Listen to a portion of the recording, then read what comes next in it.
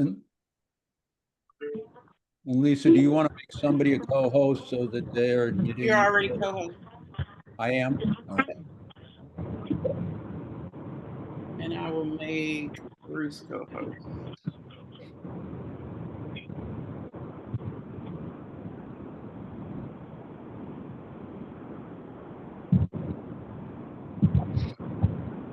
All right. Good evening, everyone. My name is Lisa Gore. I'm chair of ANC 34G. Laura, do you mind muting your phone? There you go. Thank you so much. Lisa? Oh, yeah, sorry. That's exactly what I was going to ask you. Are we formally starting the meeting? Yeah. The time now is 6:33. I'm calling the meeting to order. And we will start out with commissioner introductions. Commissioner Fennessy is on the phone. I'm just going to go, I'm in my typical order left to right. Commissioner Fennessy, can you come on and just say hi to everyone and introduce yourself? Can you hear me? Yes. Okay, great. Hi, I'm Laura Fennessy. I'm commissioner for SMD 04. That's roughly between Broad Branch and Utah, Western and McKinley. And I will be joining hopefully from a more proper computer later, but I am on the road to take my daughter to college orientation. So thank you all for coming, and I look forward to seeing you on the computer later. Awesome. Thank you. Commissioner Gosselin. Yeah, I'm Peter Gosselin. I'm the commissioner for District 6, which is largely the west side of Connecticut from 42nd Street between Western and Military to Nevada on the east between Military and Legation. Thanks for coming. And my name is Commissioner Gore. I'm the commissioner for Single Member District 01, which is all of Hawthorne and portions of Barnaby Woods. Thank you all for coming out tonight and spending your evening with us at our special meeting. Commissioner Nagy. Good afternoon, actually, good evening. Apologies. I'm Liz Nagy. I'm commissioner in SMD 07, which is Military Road down to Chevy Chase Parkway on the south and east on Nevada and west on Reno Road. Welcome. Commissioner Sherman. Hi, good evening, everybody. I'm Commissioner Bruce Sherman in Single Member District 02, which runs north of Military, bordered on the east by Oregon, on the west by Utah, on the north by Tennyson, except that it extends up into Unicorn Lane and Oregon Knolls just north of that. That's the district. I see John Higgins, my predecessor, is on the call. I want to say hi to John and thank you for joining us and commend John for his service prior to my becoming commissioner. All right. Commissioner Simmons. Hi, Commissioner Simmons for Single Member District 05, which spans on the east side of Connecticut from Legation all the way to Western Avenue to the back of Broad Branch, the divider for Ward 3 and 4. And Commissioner Grunwald. Yes.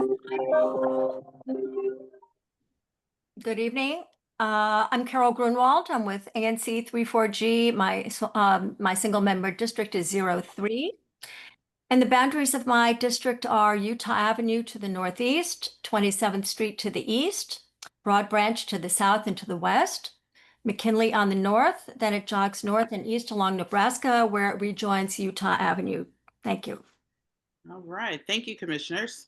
And just to let community members know, tonight is a special meeting of the ANC. We talked about hosting this special meeting a couple weeks ago in order to give ourselves time to get the resolution and survey data together to address DMPED's design concepts. And today was really the only day that we could all fit it in our schedule. So thank you for coming out. In terms of meeting procedures, they're going to be the same as our regular meetings. I do want to go over a couple differences in terms of time limits. This is going to be a topic that is going to be passionate for everybody in the room. Regardless of where you stand on this issue, I know you have a lot of passion about the issue.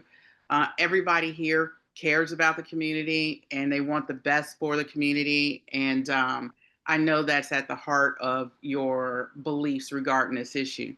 But with that said, I want to make sure that the meeting is respectful that everyone is respectful to each other, that we allow people to talk and say their piece, and do so without being subject to unwanted comments.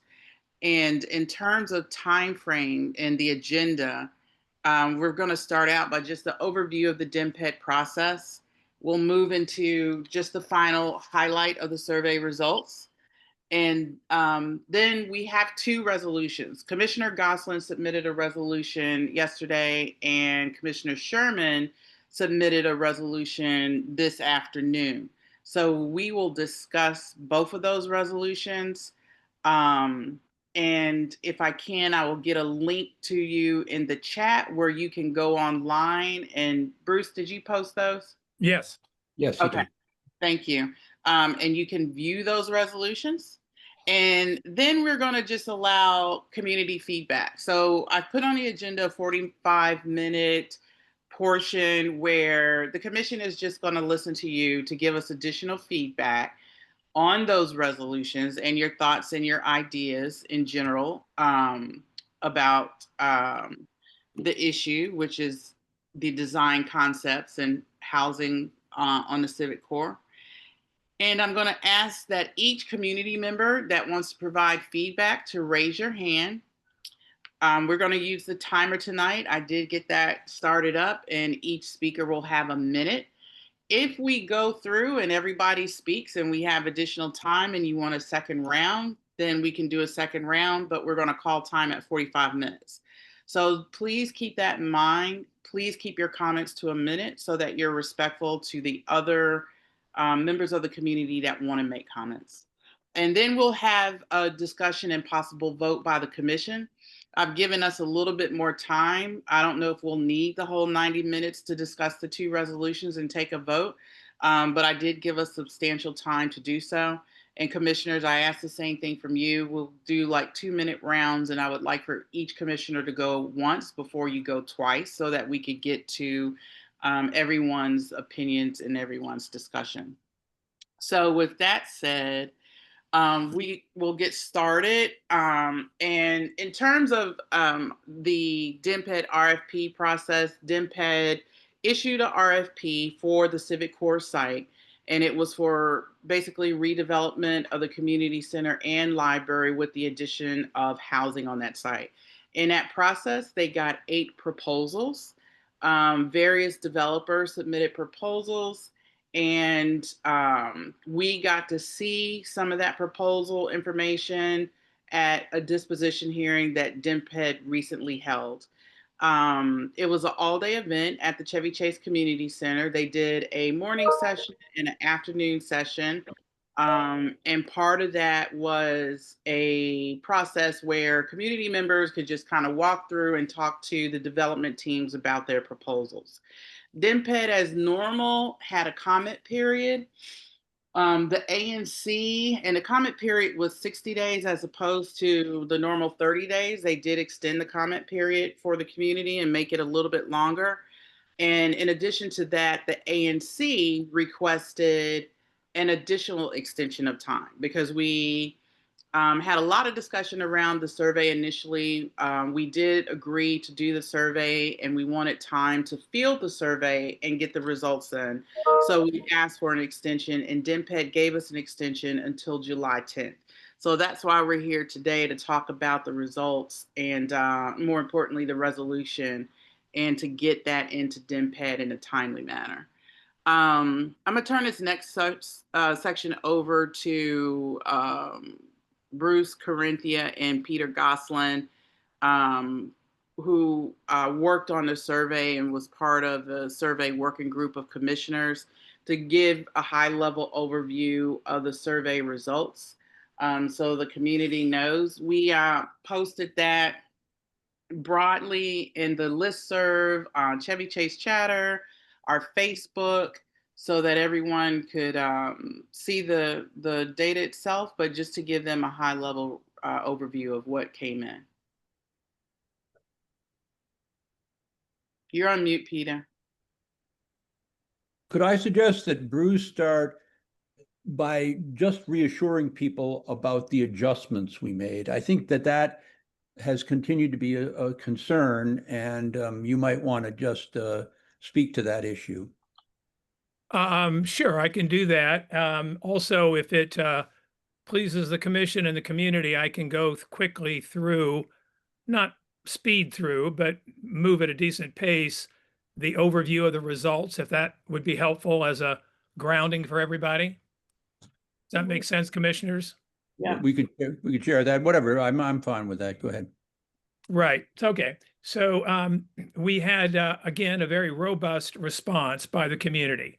And at the end of the day, as we do with surveys that we field, we do quality checks to determine the responses are in keeping with what we would expect to see given patterns of response by single member district in response to certain questions, considering demographic variables, taking all the data as a whole into account. And in this particular case, there were 79 responses that we felt lay significantly outside the norm of the response patterns that we saw otherwise. And so we discussed those as a commission and decided that we would remove those from the data set. That still left, in the case of our ANC, 2,126 responses. As you will recall from 2023, the ANC had 2,297 responses. So this was once again a very, very strong survey. I have seen comments, as we typically do when we field surveys, about the representativeness of these survey results, that there are 14 to 15,000 residents in Chevy Chase, and we see that a survey of this sort, as I just said, has 2,126 respondents. So what do we know about those that did not take the survey? We don't know anything about those that did not take the survey. ANC surveys are what we call voluntary response surveys. They are not random sample surveys. We do not pre-select a given group based on demographic statistics and field a survey only to those people. We don't do that because of two reasons. One, it entails an effort and a cost that would go beyond the capacity of the ANC. But more important is that we want to give everybody in the community a chance to participate. We're here to engage audiences, to engage residents, and we don't want people to feel that they can't weigh in. So when we field a survey like this, as you saw in this case, and was true in 2023, we notify everybody by a mailer. We give everybody in the community, to the best of our ability, information about how to take the survey and extend that offer. And then we see how many people do. And as it happens, we've done lots of surveys now in the ANC, going back long before my time on the commission, back to 2017, 2019, when there were 600 and roughly 900 responses for surveys at the time. Now we see a response pattern. And so we have benchmarks. And I think this response was very strong. So what we say about it is that it represents those who took the survey. We do not make projections. We do not try to do statistical projections as to how this would apply to everybody in the ANC. That said, a survey of this sort, compared to anything else that we can do in the ANC, is the most representative, most inclusive, most comprehensive engagement. I would also note that in this particular case, because we allowed for greater opportunity for comments, we had around 4,800 comments on this survey. It's an extraordinary number. And the commissioners who've had a chance to take a look at those, you know how time consuming it is, but how fruitful it is to take a look. So that's just a little bit about the survey. Commissioners, do you have any questions, or community members, about the survey itself before we do a quick review of the results? Okay. If not, and I can share my screen, what I will do. Bruce, we got about 5 minutes on this. Okay.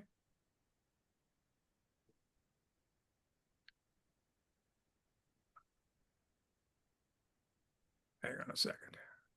You got it? Your co-host. Yeah, no, I do. Yeah. All right. Can you see my screen? Yeah. Okay. So let me just move this out of the way. So as you know, we asked on the survey, all of you who took it, some basic demographic questions concerning where you live. And we can see the distribution across the single member districts among the 2,126 respondents. The questions extended into areas of what type of housing that you live in. It's mostly people here residing in single family homes. We have made a concerted effort over time to attract people who live in apartment buildings and condominiums. But typically on ANC surveys, it's people who live in single family homes who show the greatest response rate. In terms of ownership, it's mostly homeowners, some renters. The age distribution, as you can see here, is nicely even, which is something we like to see in the survey. And when we wish to do further analysis, we can correlate the variables on the survey by age to look specifically at how a given age group, 36 to 45, for example, responded to the survey on the various questions. Children at home, this was on par with what we saw in 2023. 34% of the respondents have kids under 18 at home. So in this case, 714 families with children responded to the survey. Anyone who attends an ANC meeting knows it's devilishly difficult to get families to attend meetings. Here, 714 families participated. Gender, as was true in 2023, ANC surveys tend to skew more female than male. In some instances, this is because females are responding for the entire household. In other instances, it's just because females are more dialed in and they participate at greater rates. But it is a trend we've seen before. On race, we had fewer Blacks on a percentage basis participate this time. I'm not quite sure. Predominantly, it's a white audience in Chevy Chase that responded to this survey. Relatively few of those of Hispanic origin. And so on the threshold question that led the survey, do you support the addition of housing at the Civic core? The results were roughly 51% responded no to 44% who responded yes. And then we had a measure of 5.5% of people who had no preference. If folks said no, then automatically on the survey, they went to the question of, if you said no, what would you like to see instead? And here, roughly 86% of the people said either newly constructed community center library facilities or renovated community center and library facilities.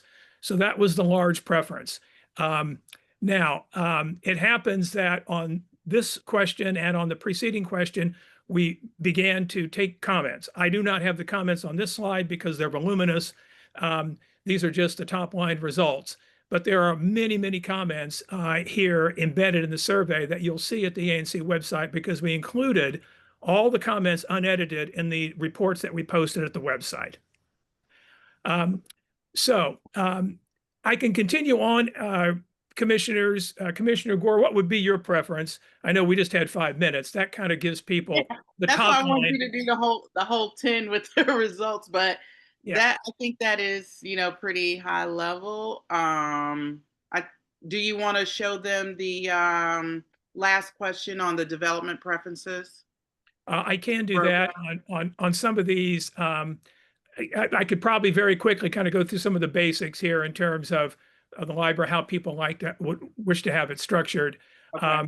It was kind of evenly split between those who said they wanted to see the community center and library reside in one building with housing in a separate building, or those who had no preference. It's separating the two out was the takeaway here, but you can see the split. Green space, people largely prefer that be at ground level. In terms of surface level parking, as you can see, a majority said yes to surface level parking. Limited retail, a majority said yes to limited retail. Housing serving all ages or seniors only, you can see very clearly the preference is for all ages. How much should be officially designated as affordable? Here, we gave people various options and 41% said they preferred that it be the minimum required by the district, 30%. In terms of number of housing units, significant here that most said 50 to 99 would be the maximum number they would accept. Preferences for type of housing, it runs the gamut across studios to 3 bedrooms. In terms of level of income, it's here evenly split between those earning up to 50% of median family income, and which is 163,900 in our area, or up to 80% median family income. And in terms of choices on the design concepts, we ask people to choose, give their first choice, second and third choices, and you can see the response here. And of course, a lot of people said none. I want to make a very clear and important point, which is to say that when anyone on the survey said no to support for housing, we explained to them on the survey, and I can go back and make this point by singling out the actual text that we used, that they were welcome to continue, as we say here, to take the survey, but that their replies would be analyzed and presented considering their opposition to housing. That is to say that we have the ability here to sort and filter no replies to understand those who said no, but nonetheless continued to answer the questions, so that their further replies would not be taken as an implicit endorsement of housing when they already said they opposed housing. This was to allow people the option of continuing with the survey and yet not have these further answers be taken as their position on housing, which they'd already stated here, if that's clear. So going back to the preferences in terms of the housing, again, of express preferences, it was the community builders proposal that got the most votes on the first go around. And on the second go around, community builders, but then Rift Valley Partners and Urban Atlantic. And on the third choice, and you have diminishing replies here because many people made a first choice and a second and didn't bother making a third. So we have somewhat diminishing returns here on the third choice. And again, we don't have the comments here, but the comments were voluminous. At the end, there were 1,020 comments in full at the end, in addition to the comments at each of the individual questions. So that, in sum, is the survey results. All right. Thank you. Maybe we'd want to take, I don't know if we have time for any questions. I know we could probably spend all night just on this, and we don't have the time to do that. Yep. What your pleasure is.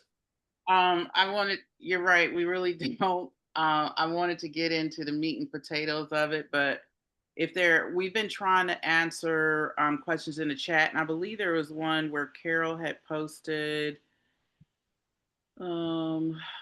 She said, Bruce, people want to know whether these results include those who responded no to housing. Can you explain that a little bit? Because I heard that come up quite a bit. Yeah, so the results here do include responses from people who said no to housing. And so we want to be careful when we analyze these results in terms of separating out those who said no, but yet nonetheless continued to answer some of the additional questions on housing, and those who said yes to housing and all obviously carried on and answered further questions on housing.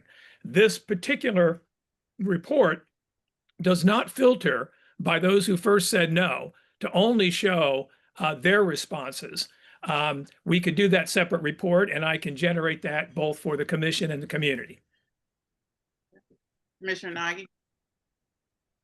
There's a question in the chat about people living in apartments and sort of making the assertion that this survey is not representative because not enough people living in apartments responded. So Right. Could you address that, please? Right. So again, it gets back to the representativeness of the survey. So because it's a voluntary response survey, the survey itself doesn't fail to represent anyone per se. It's just that anyone who fails to take the survey is not then represented. So when we do all we can do by sending people directly to their homes, a mailer advertising the survey with the link and the QR code, and then various commissioners through their newsletters and other forms of engagement appeal to their constituents to take the survey, the commission is making the best effort possible to bring out those responses. As I mentioned earlier, it has been the case with prior ANC surveys that apartment dwellers respond at a lower rate than homeowners do. It is simply a circumstance that we observe. We would prefer to have broader participation from those who live in apartments and condominiums, renters generally, but we see the results that we see, and that's frankly what we can say about it. Okay. All right. Thank you, Bruce. Thank you. So I want to go on to, if you don't mind dropping your presentation. I will. Thank you. And go on to you and Commissioner Gosselin. We'll start with Commissioner Gosselin since he submitted his resolution first. And we have about 15 minutes for this section, so about 7.5 minutes for each of you to present to the community your resolutions. And while you're doing that, I'll try to get that link and link to them in the chat. So Commissioner Gosselin, do you want to start off with an overview of your presentation, your resolution? Sure. Let me start off with an overview of what I see as the situation we face tonight. As Lisa said at the outset, we're under a deadline that the district has already extended, a deadline of next Thursday, July 10th, to say something about what we think should be at the community center library site, or decide not to say anything. I think we have three options. One is to endorse some affordable housing at the site. A second is to oppose any affordable housing at the site. And the third is to do nothing, which may be where we end up. We could, and I will briefly, after these initial comments, talk about how I think the resolution I have drafted addresses the issue and builds off of the most recent survey results. But I think there's a question that is an absolutely fair question that people who have doubts about the approach I would have us take, the first approach to vote to endorse some affordable housing at the site, could ask me, and that is why, if the community is split as deeply as it is, and that the surveys, both in 2023 and the most recent one, tilt against affordable housing at the community center, you, Gosselin, would not go with the no housing option. Completely fair question, especially, if I'm going to do a split the baby, I'm going to claim to try to do a split the baby kind of compromise. Why do I tilt in that direction?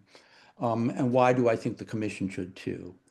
I want to offer three arguments for this approach.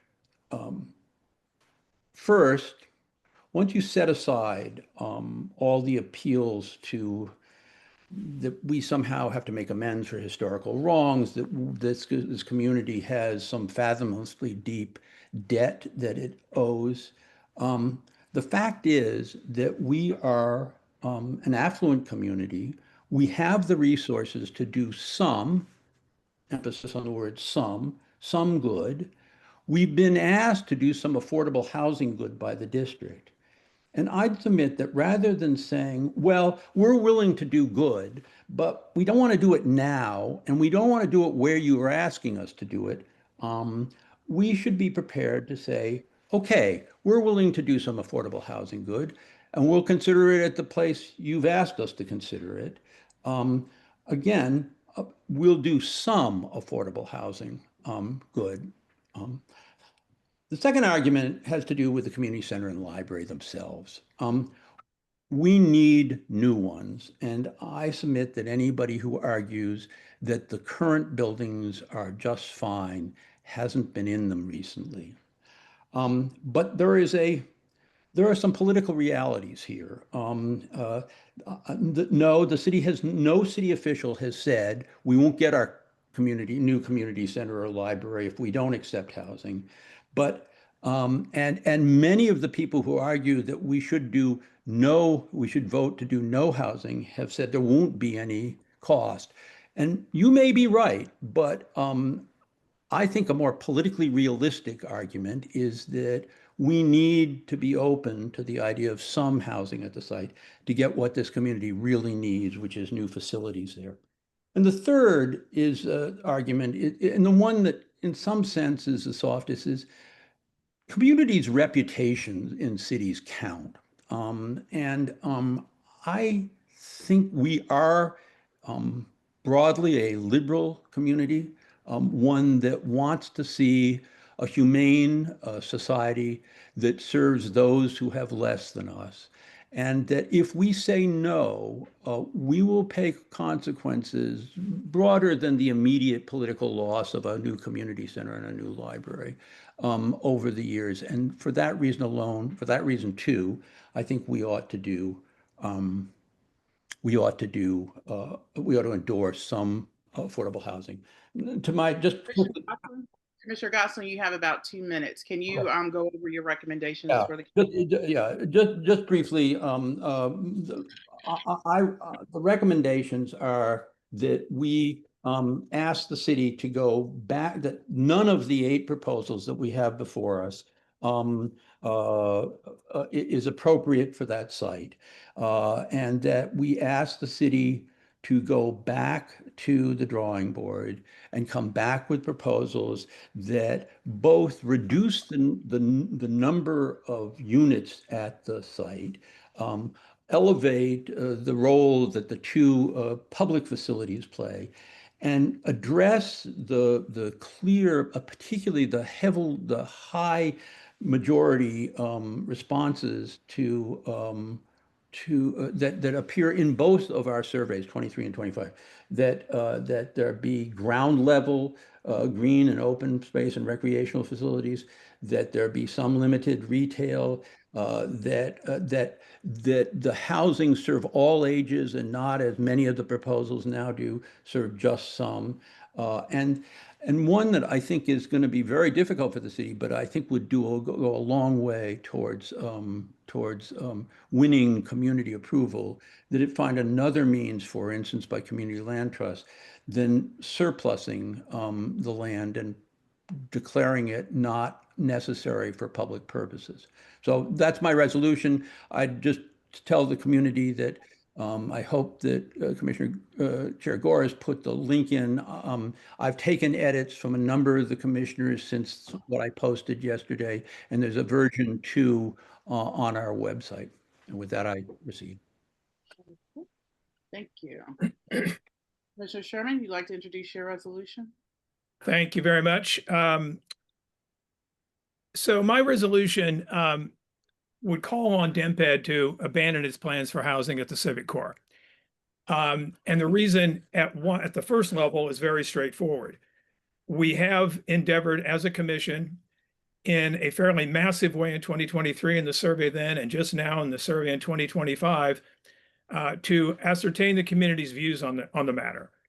And in 2023, by 60 to 37%, the community said no to housing at the Civic Core. And now by 51 to 44%, the community said no to housing at the Civic Core. The ANC as a body is one, in my view, that is a manifestation of participatory democracy as a complement to the representative democracy that the DC Council offers our citizens. Our job is to capture and convey the views of our residents to the city in an honest, straightforward manner that allows city decision makers to know how our residents, our constituents see their proposed plans, programs, and so forth. So given the survey results, given where our community is, as I say, at the simplest level, the community that we represent has said no, and I believe a faithful representation of our community's views to DEMPED is called for here, to ask them to abandon these plans. Now, the community views had to do with housing at the Civic Core. They have not had to do with housing on the avenue, from Livingston Street to Chevy Chase Circle. I think it's very important, as I say in the resolution, that we have a long-term perspective of what the redevelopment of the avenue is going to look like, given the new zoning approved by the DC Zoning Commission in December. In short, housing, including affordable housing, is coming to Chevy Chase. There's no question about that. It's going to come at a pace that no one can reasonably predict. Affordable housing in Chevy Chase through the development of the corridor, if there is no housing at the Civic core, is undoubtedly going to happen at a slower pace than some would prefer, but it's going to come nonetheless. And if in our sort of collective mind's eye, we look out over the next 10 years or 12 years and position ourselves a decade out, and we're looking up at the avenue from Livingston Street, what are we going to see? What do we want to see? And what do we want to see with respect to the Civic core in relation to all the other development that will have taken place at that point? Do we want, as a community, to have all developed parcels along the 4-block stretch have buildings that rise as high as 70 feet, and in the case of the Civic core, up to 80 feet? Or do we wish to see a part of the 4-block stretch that has adequate green space, has community center and library facilities that are common to all, that all in the community, members new and old, can congregate at, can meet at, to build a sense of community? So my question to the commissioners and to the community members on the call is to think about that and think about what we want that to look like. And in that context, we have a different perspective, I believe, on the question of housing at the Civic core than if we only look at the Civic core in and of itself. I, in the resolution, identify a number of other, what I think are very important points. And those include the fact that we have worked with DEMPED in the past. The commission knows this. In the 2023 resolution, we sought to shape the RFP. We made a good faith effort there. I dissented in that vote at the time because of the views of my constituents and of the majority views of the ANC. But the commission made a good faith effort to convey to DEMPED its priorities. And those priorities included moderate scale development. They included prioritizing the community center and library to ensure that the same square footage would be applied. What we got back from DEMPED was an RFP that called on the developers to maximize housing density. And as a consequence of that, the proposals that we have do maximize housing density, but in so doing, they subsume the library and community center under large housing developments for the most part, and respond to the community in a way that is almost the exact inverse of what the community had asked for. So we've had this experience of working with DEMPED. So I would caution commissioners in thinking that by going to DEMPED and asking them now to scale back the proposals to anticipate what the likelihood of that response from DEMPED is going to be.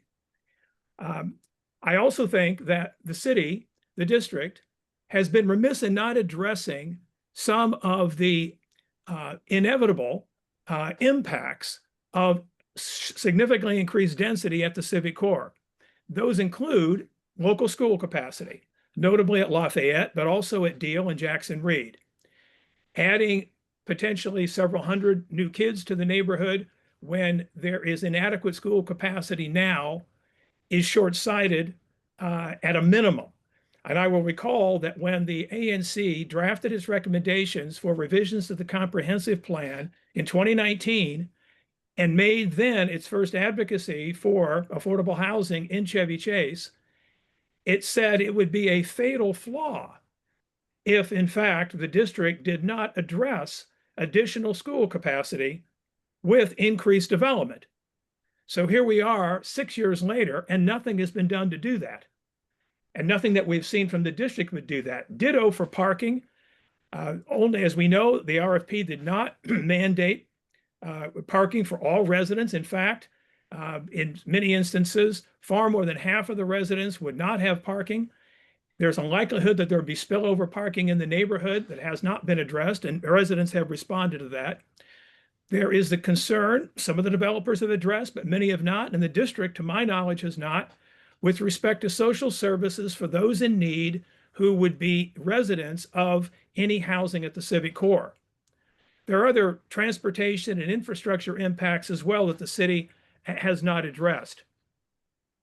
So when we take a look at where we are with the proposal, we have to be mindful at the same time that in our neighborhood on Connecticut Avenue, there already are new affordable housing developments. We know that the Huntington is moving forward on the private side with support from Amazon for 119 dedicated affordable units. We see the Louise at Western offering 92 all-senior affordable units. And therefore, when we take a look at these developments and consider the development of affordable housing over time in the 4-block stretch from Livingston Street to the Circle, there is going to be, as I've noted, lots of housing, including lots of affordable housing in Chevy Chase to meet the district's housing goals. So we come back to what do we want to see at the Civic Core? And we come back to the preferences that have been articulated by the community. And I encourage all of us to think about what we want the 4-block stretch to look like 10 years out. Finally, I would say that there's a sense of community that is encouraged by building, developing, nurturing common space. And I just want to read something that one of the architects in our community, one of my constituents, wrote recently. And that is that Chevy Chase is fortunate to still have a small town vibe and feel. To have that vibe is no accident. It is a physical equation of the scale of the buildings that permit sunshine for almost the whole day until the setting sun is cut off. The scale of the buildings allow air to move without impediment. The breezes that blow are not only felt but heard with gentle rustling of the newly leafed trees. Chevy Chase is this pedestrian-friendly, experiential place with a civic area of green space, which could be enlarged and vastly improved, but nonetheless exists. Why would that be given up to another set of predictable street walls? There are public precedents in almost every American city or town where the public space, the public realm, and public life is embraced and celebrated, whether it be sitting together, enjoying a public garden, watching children play, or sharing in a library, a class, or a card game. This is community life. A community engagement and community participation, which leads to community dialogue. That is, after all, the goal of civic life.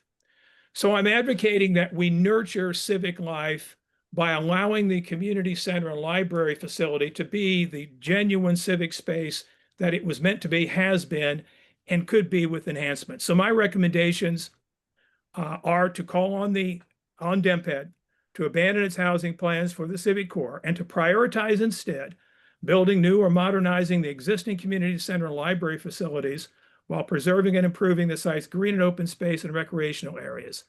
And further, to urge DEMPED to propose to the DC Council use of already allocated budget funds for these purposes. Okay, thank you, Commissioner Sherman. All right. So we've heard from both commissioners. Hopefully the community has a good idea at least of the two proposals that are resolutions that are before the ANC. I know there's a lot of conversation going on in the chat, and commissioners are trying to answer some of those questions as they pop in there. At this time, though, I do want to open it up to community members and give you all a forum and an opportunity to give us your feedback on the resolutions and the issue at hand. So if anyone wants to start out, just raise your hand. I'm going to go in order as when you raise your hand, you kind of appear on the host screen in order. First up is Cal. Hi, And Cal, you have a minute. hi there. It's fine. I just have a question. Is it possible to get a quick 30-second summary of each of these proposals because I got lost in all these explanations around the actual resolutions. And Now, I put the link to the resolutions in the chat. If you click on that link, you could go to the latest version of each. And I do think both commissioners gave a very quick ending with the action items in their resolution, what they're actually recommending. But if you want to, just click on the link and you'll find that in the. I do have them both up and they're in sort of in different formats. One has recommendations, the other one has a resolved. It's the same. Okay. It's the same. Okay. All right. Thank you. Lee Mayer?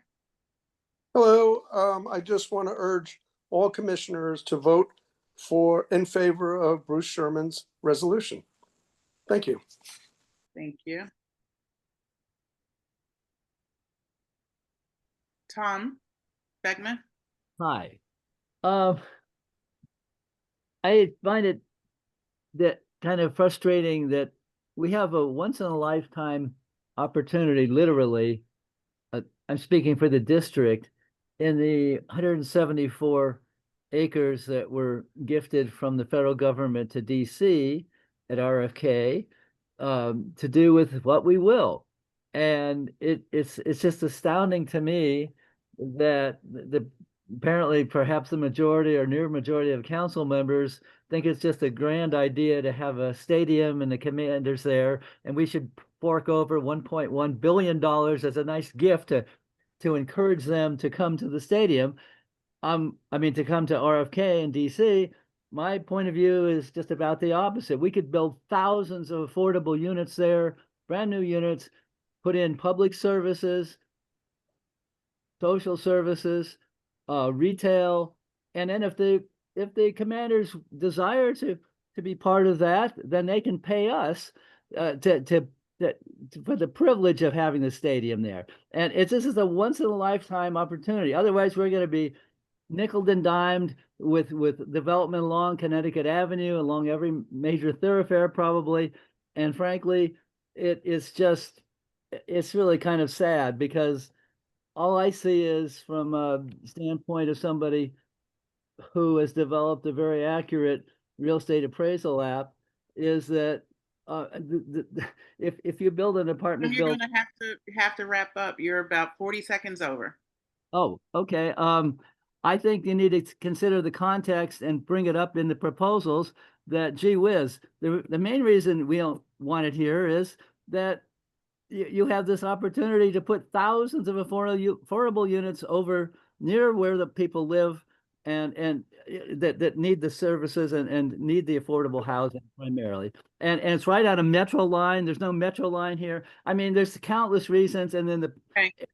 Tom, I'm going to have to move on to the next speaker to be fair. Thank you. Sure. Elizabeth Baden? Hi, I'm Elizabeth Vaden, resident of SMD 06, representing Wynn Ward 3. Contrary to Commissioner Sherman's characterization, the survey's results underscore a deep divide among active groups of residents, in which only about half of those responded opposed any housing at the site. That's just 7.5% of ANC residents. It does not present a mandate to go back and repeat the RFP process. Before we saw any bids, people feared that we would see developers proposing luxury projects to line their pockets, a giveaway of public land to feed private profit. What we got was a range of proposals from respected, mission-driven, and nonprofit developers. Any of these proposals would help meet the city's need for affordable housing close to jobs and amenities in Ward 3.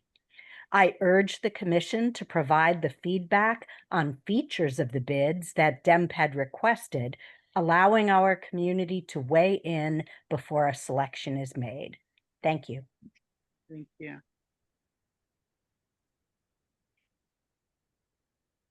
Any other community members?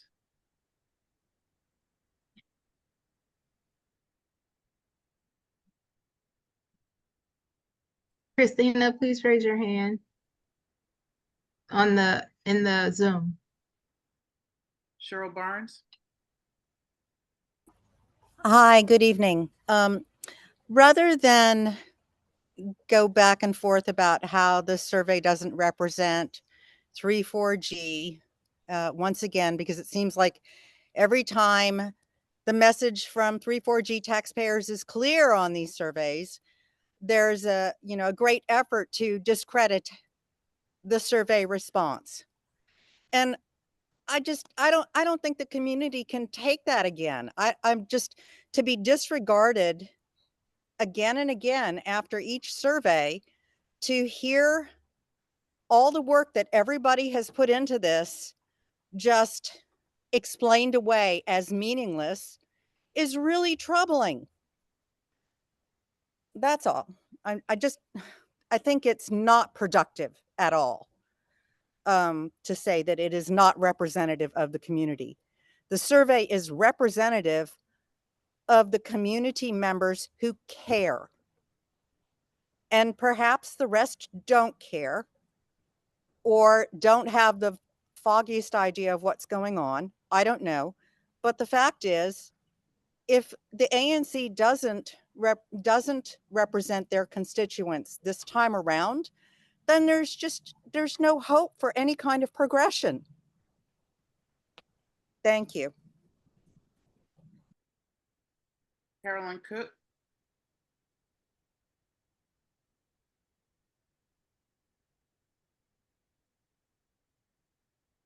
You're mute, Callie. Sorry. Okay, thank you. Sorry about that. I am opposed to housing on this site because of the increased density everywhere else. I do think it is unfair to say that apartment dwellers were not represented, because I think we could also look at the ANC race that the Civic Corps sits within. And it was a very, very, very tight race. So, and the two opponents had differing views on the Civic Corps. As someone who has lived here for my whole life, and my mother, I think that the commission needs to look at the fact that this is a divided community into two wards, and only one council member has been engaged with his constituents, if at all, I don't know. The other council member, mine, in Ward 4, is 3 miles away, and she's pretty much mute on this issue.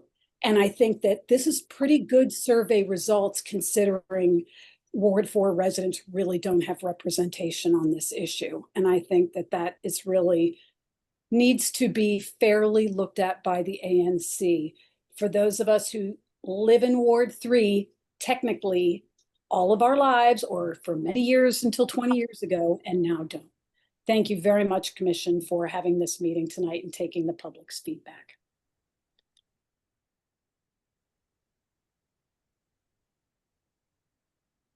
Christina Fletz. Hope I Yeah. didn't mispronounce Thank your you, Chair Gore.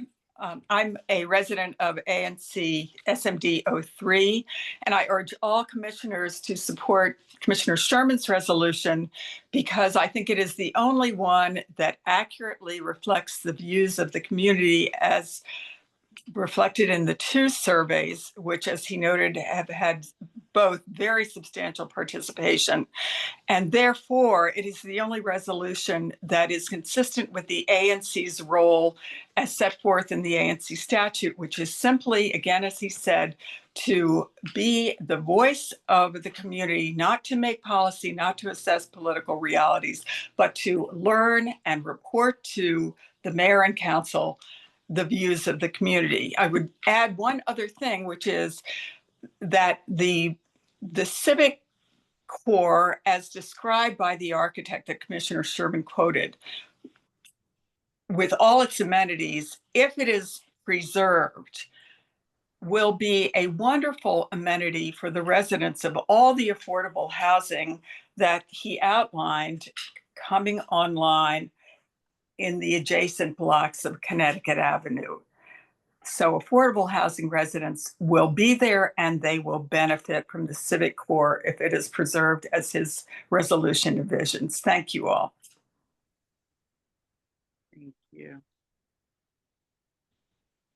And Tom, I see you have your hand raised again. I'm gonna go to, since you've spoken once, just out of fairness to the other community members that have not spoken, if you don't mind. Okay, thank you. Michelle Wolin.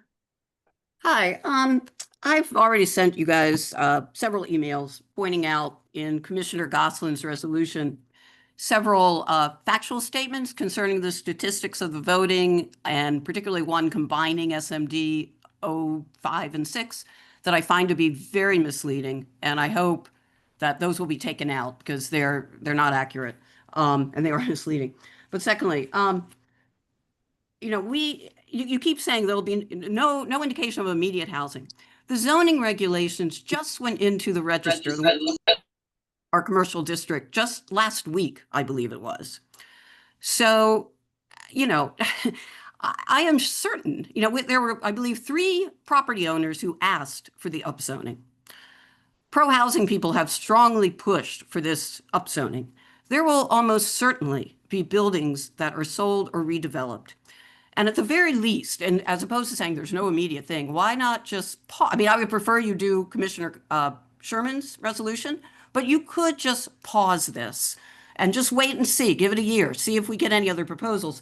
But that's not the ideal. Secondly, I noticed this, you're now in your recent thing, Peter, you're proposing a working group or a advisory panel. The last CAC, when they were doing the small area plan, 3 individuals on that told me that it was a waste of time. They felt they weren't heard, that it was just the city checking off a box. So the idea that if we do a commission, that'll, you know, or whatever, advisory panel, that'll help them listen to us. I think that's highly suspect. The city's going to do what it wants to do. And secondly, you'll have different voices. You know, obviously you have both sides on it, so they'll listen to the side they want. So that's not an answer. Thank you. Thank you. Claudia Russell. Oh, good evening. Thank you.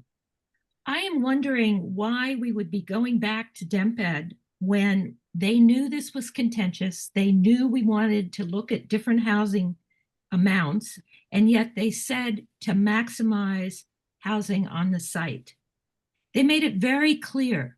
They could have said, what's the minimal or excuse me, the smallest number of housing units that would make this a viable project. They did not.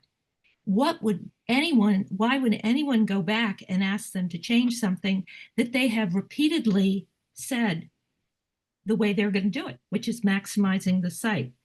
And I think it's really also important to note that we're in a very difficult construction climate right now. Things are changing rapidly. Tariffs, the cost of material, labor shortages, potentially, climate change, and borrowing money. All these things are a bit up in the air. And to think that all of a sudden we would reduce the number of units when there is so much more risk involved is also not really part of the calculus. So I think Bruce Sherman has it right. And Peter, I think your calculus has so many unknowns that we're going back to square one. And we want to move forward with what's best for the community. Thank you.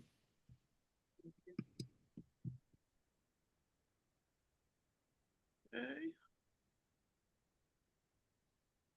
Tom, I don't see any hands raised, so I will go back to you and then we'll go to Chris Otten.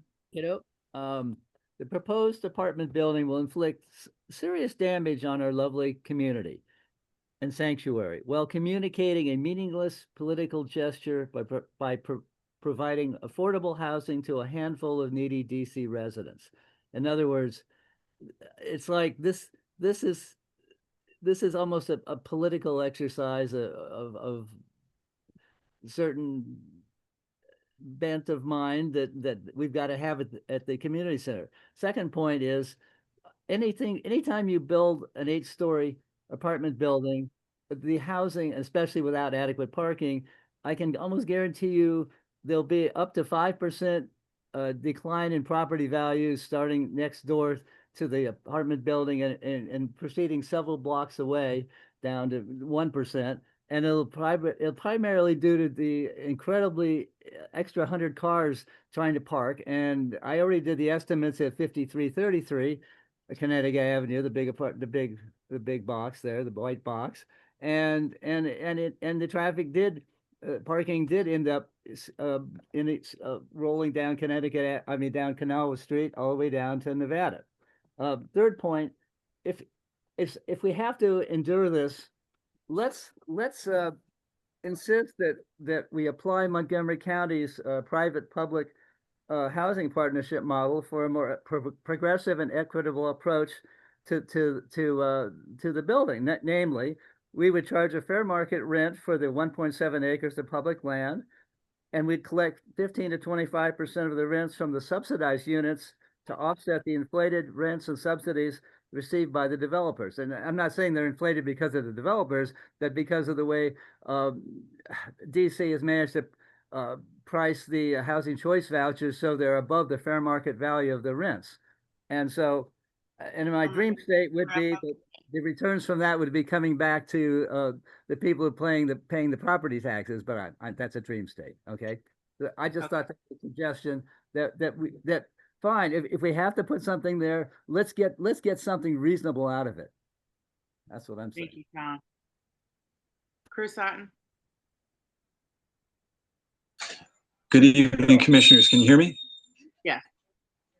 Great, thank you. I think one key point as a public property advocate citywide is that I've seen things that, the current state of affairs at the Commons is such that such neglect that we need to do something there. And the response I'm seeing from DemPed and the mayor is the status quo response, which is privatization of the public land and air rights, particularly the air rights. For 99 years at $1 a year, whoever builds those housing units will get to the income from those housing units for 99 years versus the city getting it under like a social housing model. And unfortunately, I didn't see in any of the survey responses or in any resolutions or anything in the 8 proposals, anything about that option for us. The social housing model is clearly working up in Montgomery County. So I guess my point is that it would be nice to see a social housing model if housing has to be built here, because then at least the income could pay back the loans and debt needed to rebuild the other facilities. And lastly, under the privatization model, the term affordable housing, we are dealing with an AMI. I'm sure you all saw the Kathy Patterson's report. The AMI is at such levels now that anybody making the living wage will not afford that so-called affordable housing. Anybody making less than $60,000 a year won't be able to afford that affordable housing. So that's when you hear affordable housing under the DemPed metric, that's what that means. I just want to point that out. So that's why I'm pushing for social housing if we're going to do any housing on public land. All right. Thanks, Chris.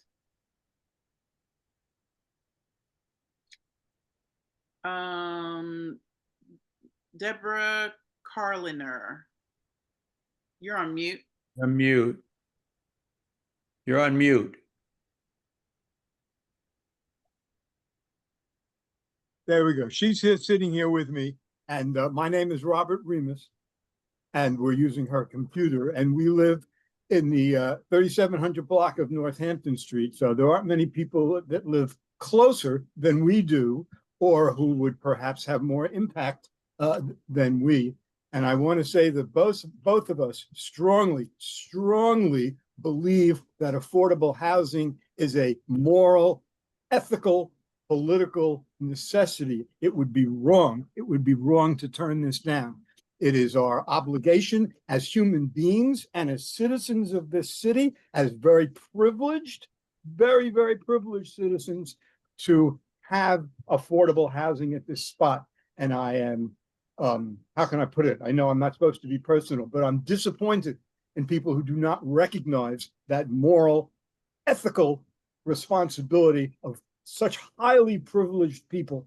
And I hope that affordable housing, we both hope that affordable housing comes on this site. That's all. Thank you.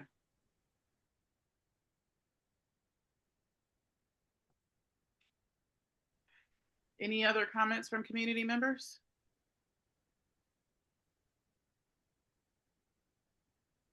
Cheryl Barnes?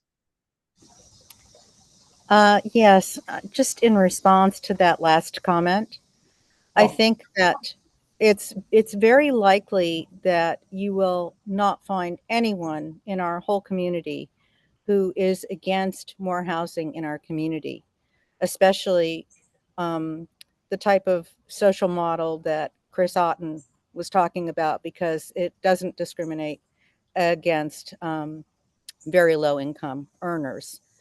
What people object to very strenuously in this community is giving away public land that is used and beloved by an entire community to private developers. No one is saying don't build housing in Chevy Chase. Lots of people want more housing in Chevy Chase, but they don't want it on our public land. Once it's gone, it's gone. So I don't think we have a moral imperative to surplus a library and community center and park in the middle of our community to satisfy a few. And I think that the community once again has spoken out very clearly on this. We want more affordability in Chevy Chase, but frankly, with the upzoning, we're losing affordability in Chevy Chase because we're going to lose the rent control buildings. The Huntington building is now going to be more expensive for renters, not less expensive, because all affordable that's going in there actually costs more than the rent controlled rents did. And we're going to see this repeated again and again. That's what upzoning does.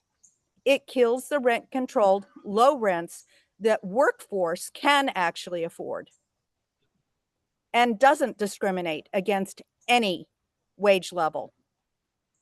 Thank you. Thanks, Cheryl. Thomas McCarthy? Thank you. I'm actually Connor McCarthy, but it shows up as Tom. Hey, how are you, Lisa? So I live directly across the street, so I'm probably the closest affected resident adjacent to the site. I overlook the basketball court, the current basketball court. I agree with Commissioner Sherman. I agree with what Cheryl just said. I don't think that our neighborhood is adamantly against housing. I think we're against scale. I think we're against, forcing a round peg into a square hole. I think that's what's happening here. I don't think doing the easiest and quickest thing is necessarily the best thing. Yes, this would be the easiest way to jam a bunch of housing into Chevy Chase, but it's certainly not the best way to do it. And we can see that, by the responses from the neighborhood. I'm also really concerned on a personal level. There's 14 kids under high school age on our street. There's already enough traffic going up and down this street, going in and out of underground parking, which would 100% be necessary to accommodate the housing that we're proposing on Northampton Street, which a lot of these plans propose, is a huge risk. So there's a safety concern. There's obviously parking concerns. If we can't park every resident in there. And then, from a more personal standpoint, light is blocked, air is blocked, like Bruce was mentioning.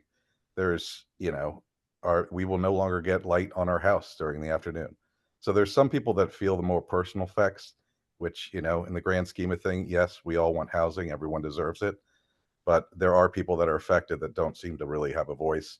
I've tried many times to make myself available and be a voice, and I'm glad there's these surveys happening, but if people say that our residents aren't really being heard, or the people in our neighborhood aren't being heard, this is one of them that is being heard.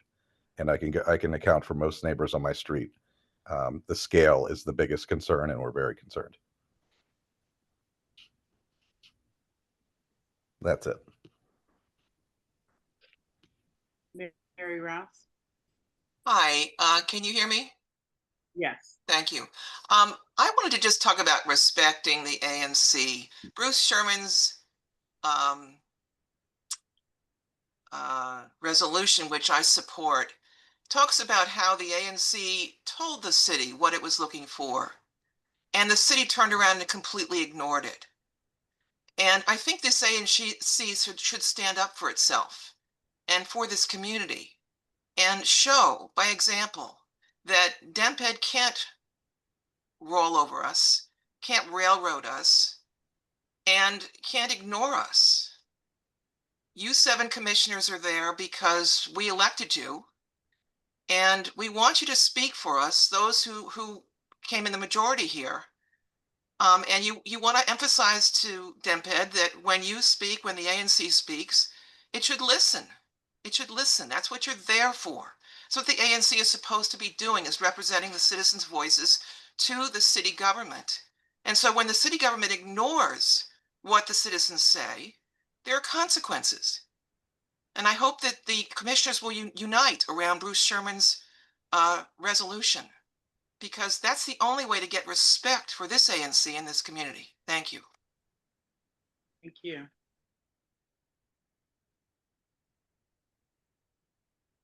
Any other community comments?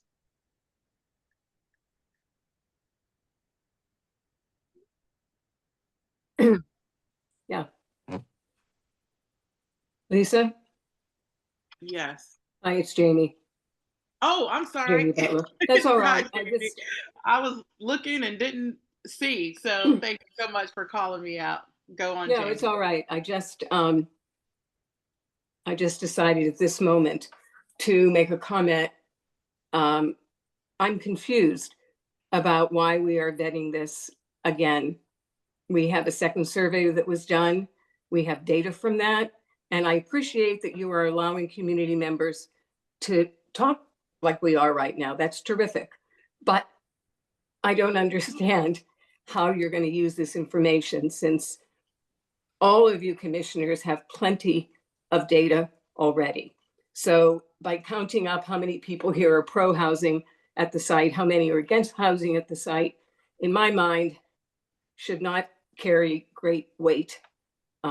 Otherwise, we could have all been working really hard to get our advocates out so as to make a difference tonight, which seems foolhardy to me. Thank you. Appreciate it.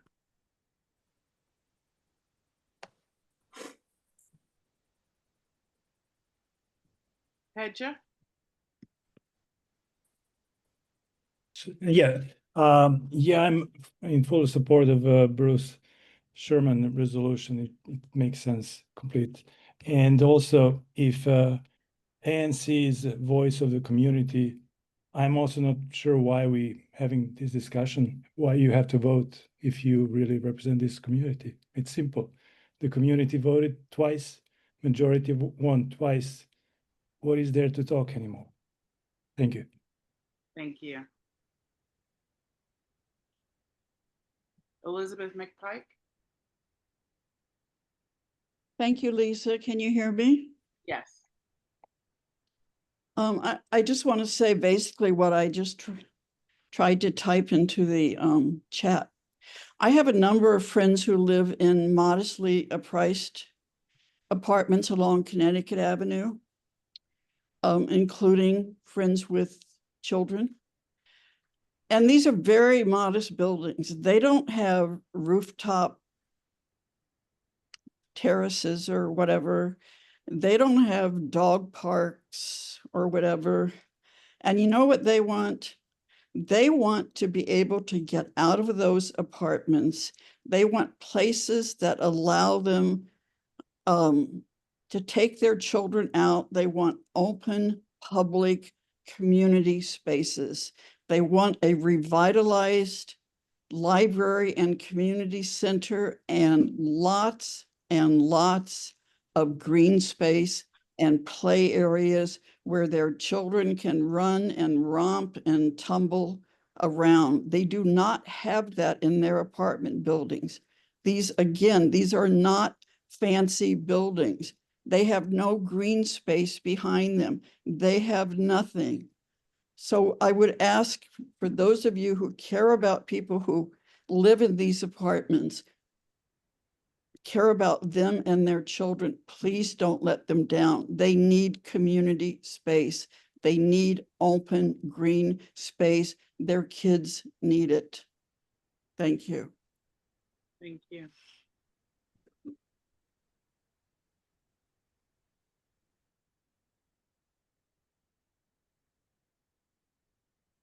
Any other community comments?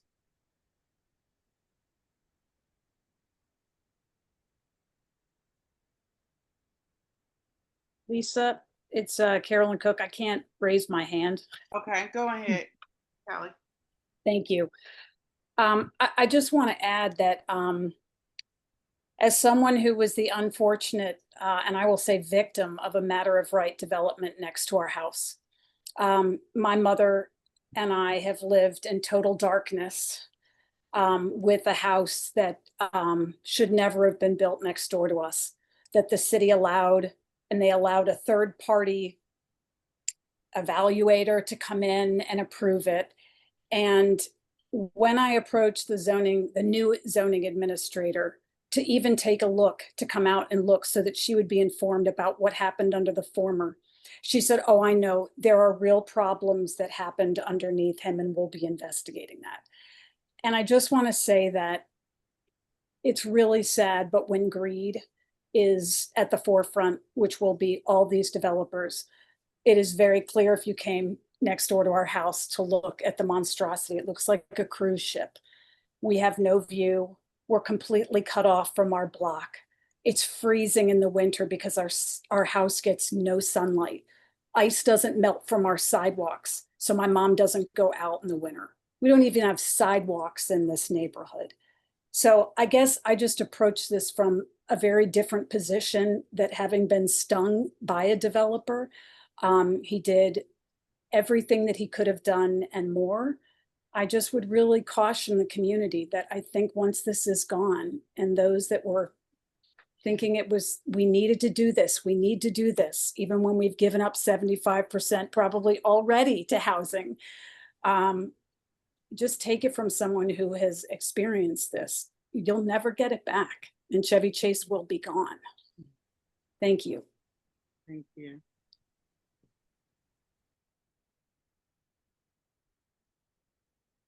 Mary Callahan.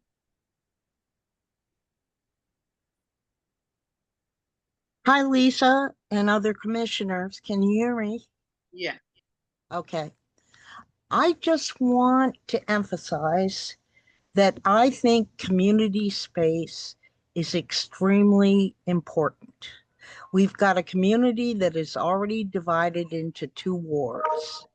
We have folks who recognize the Civic Center and the library as theirs and go there to be part of the community. I also happen to have a number of members of my family who have lived in assisted housing, not assisted housing, I'm sorry, community housing, or been homeless. And they have always said to me that the biggest source of respect they've had is for a neutral community area that does not recognize them as being different. So I'm putting my voice in for a community center and library that serves the entire community without any sense of prejudice about affordable housing. We need it everywhere. Thank you. Thank you.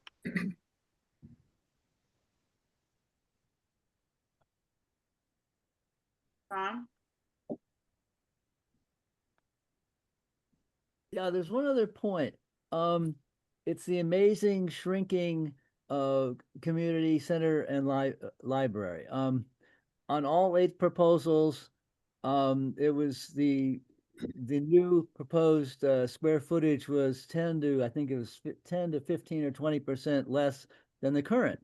And I remember seeing some comment by some official saying, "Oh, well, we can do more with less square footage." Well, that's just totally bogus, because if you look at the MLK library, when they redesigned and renovated and improved that, they didn't do an adequate job of the analysis of activities and uses, and they have done none on this that I've seen. So they're assuming that, oh well, we haven't really explored the number of uses that and activities that might be supported, and I think it's just a red flag that I think maybe that's something we should insist in any of these proposals, that they're going to at least equal the number of square feet that we have now, and not reduce it by 10 to 20%. Now that may be on the district, but nonetheless, I think that's an arguing point. All right. Thank you.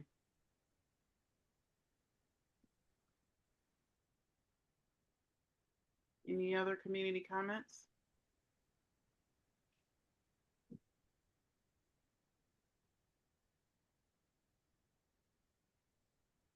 Well, we're actually right at about our 45-minute break. That was great. So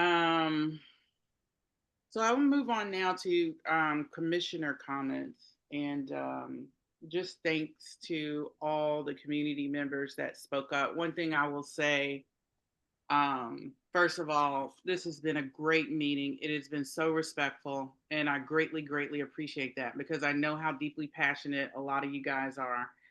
And also want to say, don't ever think that you're not being heard. I took a ton of notes, and I know my fellow commissioners did too. We're listening.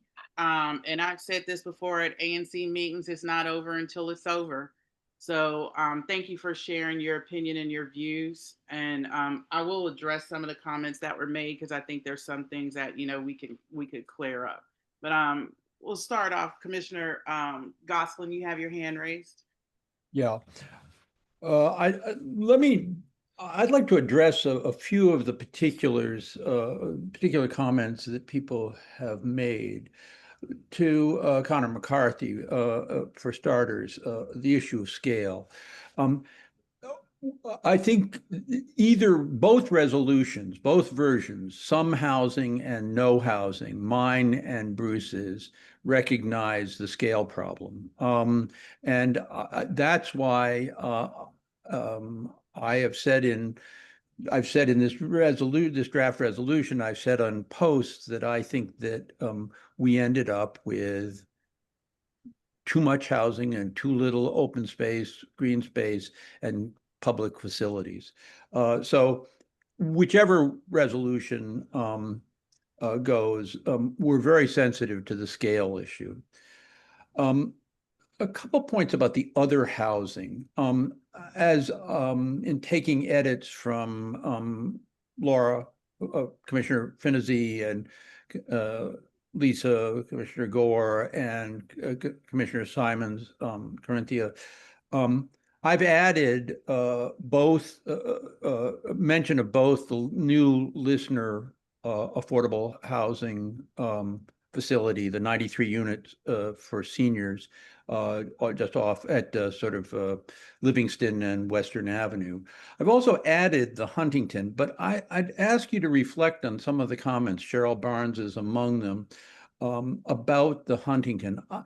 My concern about the Huntington is that it's conversion from one form of affordable rent, stabilized rent controlled housing to another form of affordable housing, and therefore not a net addition. And that is a very troubling aspect of DC policy with regard to the existing buildings. But I think when you look for sites for new affordable housing, they are relatively slim. Now, I wanted to address Bruce's point. I mean, having visions about the avenue is important because it is the community we're going to pass along.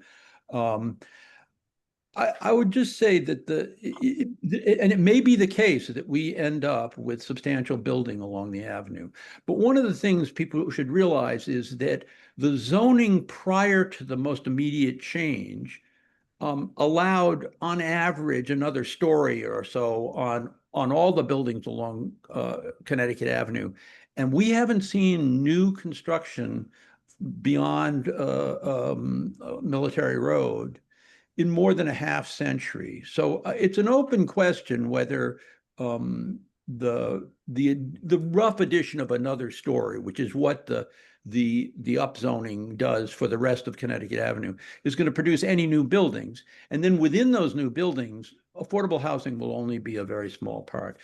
I do think that Bruce is right that we should look to encourage other property owners along the avenue to think innovatively about their properties. And here I think about Wells Fargo and the Safeway property.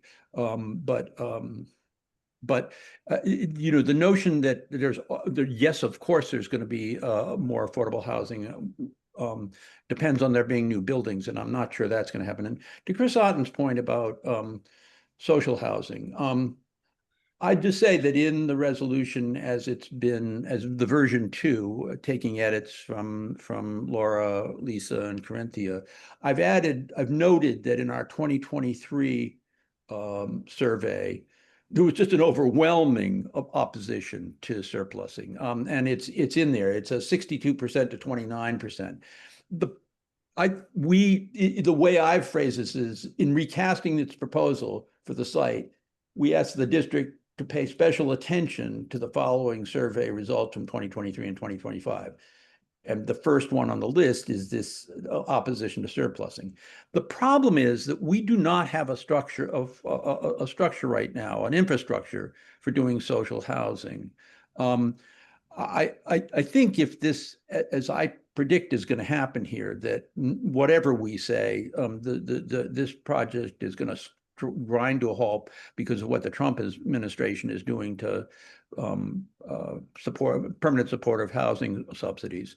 And we come back to it. I hope that the city would recast there's a personal hope and not in the resolution, that the city would think about doing a land trust and affordable home ownership and many fewer units for the site.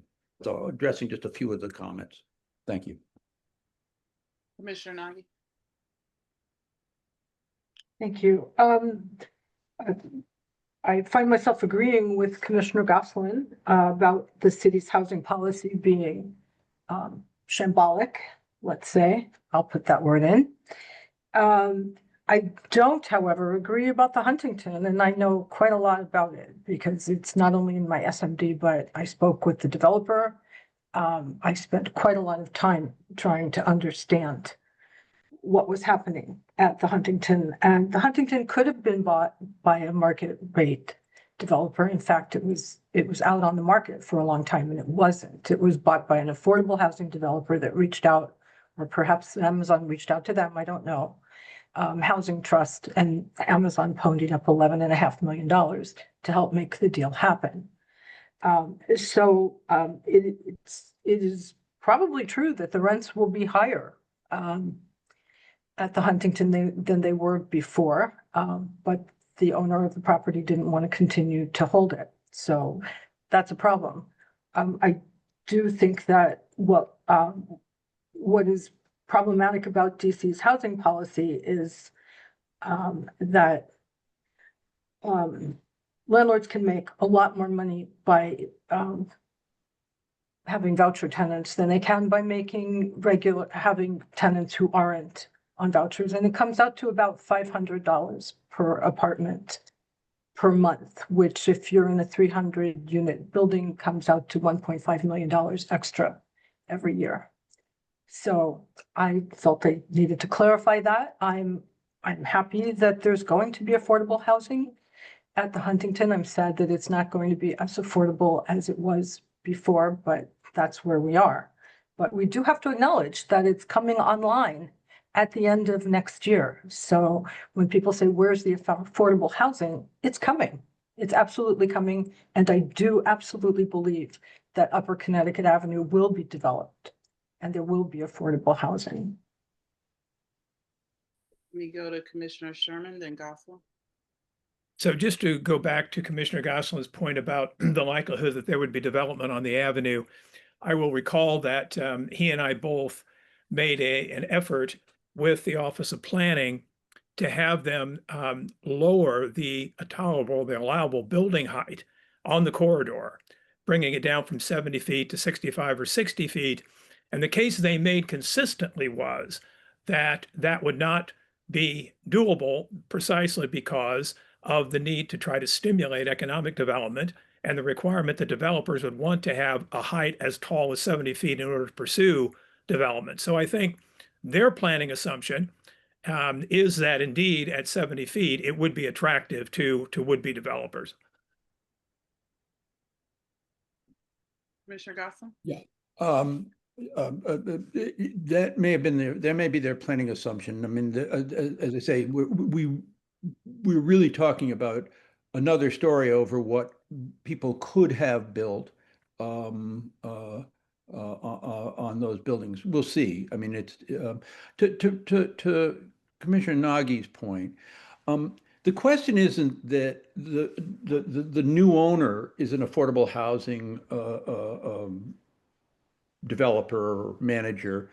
The question is what the previous tenants were. And I mean, it is because that way you can decide whether the conversion of the Huntington to formally an affordable housing development is a net addition to affordable housing, or just a shell game where one group that the previous tenants who had lower rent and were benefited by that are thrown out, and this developer takes over, and a new set of people who also need help benefit from it. Net, that's not an ad. So just. Commissioner Simmons? Hi, Corinthia Simmons, Commissioner over SMD 05. I just would like to remind the community that DMPED had asked us to provide comments on the elements of things that we did and didn't like from the proposals. And I feel that we are getting further away from that. Two, I just want to note that out of 2,100 respondents to our survey, each single member, excuse me, can someone mute? Rita? Sorry. So we had 2,100 respondents. Each single member district has about 2,000 constituents that they represent. So out of 14,000, that's only 15%. So to say that the community has spoken out of 15%, that I think that's still less than 50. So that's not the majority. I just want to remind community members that some of the developers are not profit. So not profit developers are not looking to line their pockets. I want to remind community members that some of the proposal also provides us with more green space than we currently have. Some also meet the current library and community center needs, and some gives us more than what the library and community center is asking for in the request for proposal. I want to also remind the community that our ANC is not the only residents. We live in Washington, D.C. We have people from all 8 wards that utilizes the library and community center. We also have people throughout Washington, D.C. who needs affordable housing. Affordable housing should not be concentrated in one ward. It should not be concentrated in one neighborhood. It should be spread out throughout our entire city. I also want to remind the community it's inappropriate to ask a Wells Fargo to put housing on their site. Will you allow me to ask you to put housing on your site or to split your home up with me so that we can have a duplex? That's inappropriate. And I just think that's not something that should be a part of this equation. We cannot ask Wells Fargo to build housing on their site. And if we were to ask them, we would have to pay an astronomical amount to get that valuable land. Next, I just want to remind everyone, I am the only commissioner here who lives in an apartment. Just be mindful, when you don't have the lived experience, affordable housing may not be important to you. When you've been in your home for a long time, your mortgage can stabilize, you can refinance to where it's lower. For apartment dwellers, to refinance your rent, you have to move consistently. So the more affordable housing that we have in the city, the more opportunity we have for people to have housing that's affordable. The other thing I want to point out is everyone who needs affordable housing may not need social services. So let's be cognizant of that. There may be people who want to live in affordable housing or who have the salary to live in affordable housing and does not need social services. So I guess in conclusion, since this is such a divided topic for our community, I think we need to just provide DMPED with the survey results. I think we need to tell them some of our preferences, and what we heard of is making sure that some areas, especially around the Library and Community Center, that DDOT thinks about the parking. I think we need to talk about making sure our services are still open. One of the developers talked about how they can keep one of the building opens while they work on the others. Those are things that we should be talking about. Those are the things that we should be discussing. The last thing, the ANC has discussed this 4 different times and voted on affordable housing and saying that we need it here in our community. I think I feel this is, similar to what's going on in our current administration, where we're overturning policies when the community has already spoken on that. So my position is that we just send the results to DMPED as is, that show our preferences, and we stay focused on this. It's 8 o'clock. I understand, people want to get out their grievances, but if we can stay on topic about DMPED, what we convey to them, and I think saying no housing, after y'all did the 2023 survey, the survey said no housing. Again, I think it was about 10% of the community that said that. The city still provided a RFP that requested for housing. So that is all I have for now. Commissioner Nagy, then Commissioner Gosselin.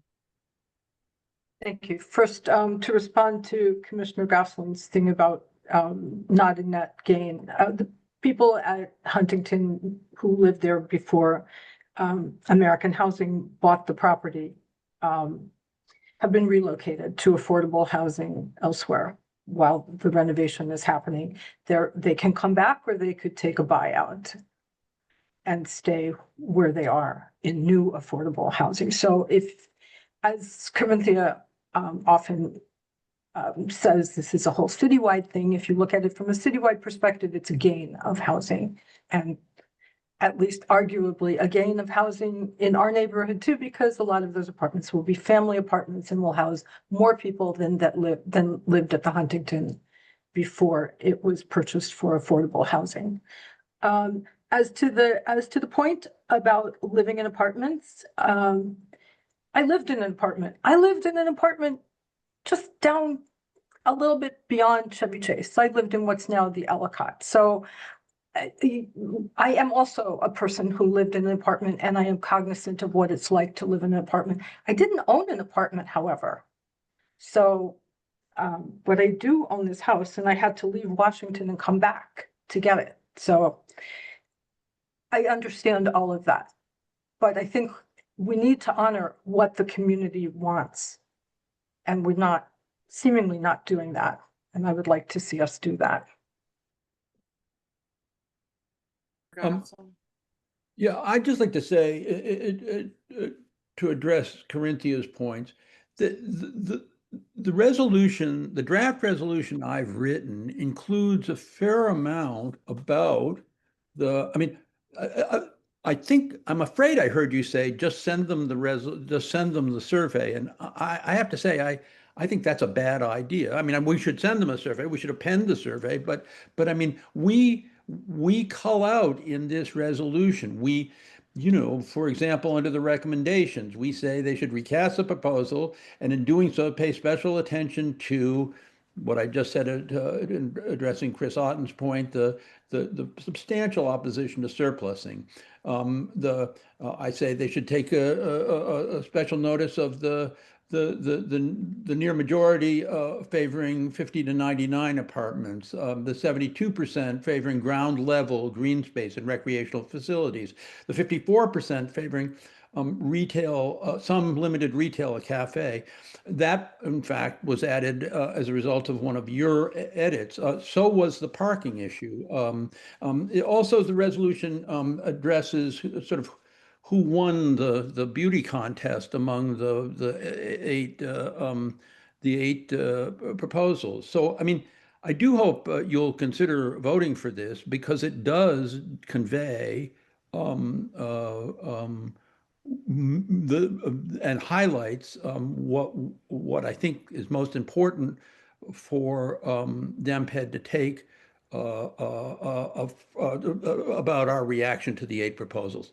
And I actually, as I say this, I realize I may have left out the appending the survey from my text, and I'd be happy to add that so that we do append the whole survey. Okay. Commissioner Grunwald. You're on mute. Yeah, good evening. So I will be supporting the majority of Chevy Chase residents who opposed housing on the Civic Core 2 surveys in a row. And I will be supporting the resolution sponsored by Commissioners Sherman, Nagy, and myself that embraces both affordable housing and the Civic Core, but that wants to see each of these things in their proper place. Our community is once again clearly divided on the issue of housing on the Civic Core. The pro-development folks want 100% of Upper Connecticut Avenue, including the Civic Core, for pretty intense development. On the other side, the majority of respondents to the last couple of ANC surveys have asked that the Civic Core be preserved for the community without housing. In 2019 and in 2023, these same folks expressed a desire that only modest-sized development, shorter and smaller buildings, are constructed on Upper Connecticut Avenue rather than major 70-foot tall buildings. Excuse me. I feel that the best way to be fair to everyone is for the pro-development folks to get 50% of what they want and the preservation people to get 50% of what they want. The best way, I think, to do that is to allow the preservation people to have the Civic Core without housing on the site and allow the pro-development folks to have the rest of Upper Connecticut Avenue for housing, including affordable, as well as mixed use. In the next 10 years, we will have hundreds of new apartments in 70-foot tall buildings along the Upper Avenue. That's why the zoning was changed. It was changed to spur housing and retail development. It's my understanding that developers are dying to get into Chevy Chase. But I am very concerned about the future of the Upper Avenue and the surrounding neighborhood if the Civic Core is not preserved as an oasis for current and future residents. It distresses me to envision current and future apartment dwellers up and down the avenue with no place to go to rejuvenate themselves once they leave their tiny apartments. I think we desperately need an oasis in downtown Chevy Chase where citizens can sit under a shady tree and rest comfortably in a relatively serene, open, peaceful green space that is as large as possible. In 10 years, our community will be even hotter than it already is, and we need as much as possible of this space to remain green. It wouldn't be fair that the pro-development faction gets everything it wants, while the majority of our community, who have repeatedly expressed a wish for only modest development and a public site preserved only for the public, gets nothing that it wants. It wouldn't be fair to the present and future community to give up this very badly needed public space for 206 units of housing or for fewer than 50 units of housing, be it affordable or luxury. Any amount of housing on the site will reduce the amount of green space on this tiny 1.6 acre lot. This is not good planning for the future. The district's quite evident lack of foresight, planning, and care for our community is very disturbing. Thank you. Commissioner Gosselin. Just to address Commissioner Grunwald's fairness argument. Neither of the resolutions before you tonight give developers the whole loaf. We say in the resolution that I have drafted that we want we think the set of proposals that we have before us today are all too big on the housing front, and we ask for the city to substantially reduce the number of units. For, among other reasons, to highlight, to make sure there's plenty of room for the two public built facilities, and to make sure there's plenty of room for green and open space and recreational facilities. And so this is not giving developers what they want. Indeed, I mean, I think, well, I'll leave it at that. Commissioner Nagy. Yeah, thank you. Gosh, I think I just forgot what I was going to say. Do you want to ask Mary Callahan first and I'll regroup, please? Mary? Happy to chime in. I just want to reiterate that public space is public space is public space, and we're going to get less and less and less of it. And this isn't even a really huge amount. And I believe that it brings the community together from wards 3 and ward 4, and that there is no need to construct housing on top of it or create deals with developers when it can serve to provide a resource for the entire community of Chevy Chase, DC, both Ward 3 and Ward 4. Thank you. Commissioner Nagy. Yes, sorry. Thank you. I wanted to address the point that by trying to find a middle ground by saying that we would issue a resolution asking for minimal housing on the site, it's a complete non-starter economically. It can't happen. We are setting ourselves up for failure. It will not fly with the city. They can't do it, even if they wanted to. They couldn't do it because it's not economically feasible. And I am not in favor of asking the city to do something that we know they can't do. Not just that they won't do, but they can't do. I'm not in favor of this solution at all. Commissioner Center. Hi, so I was looking at Commissioner Gosselin's resolution. There's the point in there that talked about almost 30% of respondents have no preference whether the civic core purposes located on the site are separate from housing. And then 25% prefer any housing to be in a separate building. I would like some revisions to that. I want it to be more clear in the survey respondent where they said if they want the housing on top or if they want it separate. I think that as I read it, I'm a little bit confused. I think you're saying 30% is no preference, and then the 25 prefer housing to be in a separate building. And then I think we should add in the response rate of, I forget what the exact question said, but if it's on top, I forget what it was. So if we could revise that to be a little bit more clear. I'm happy to take a look at that and get it.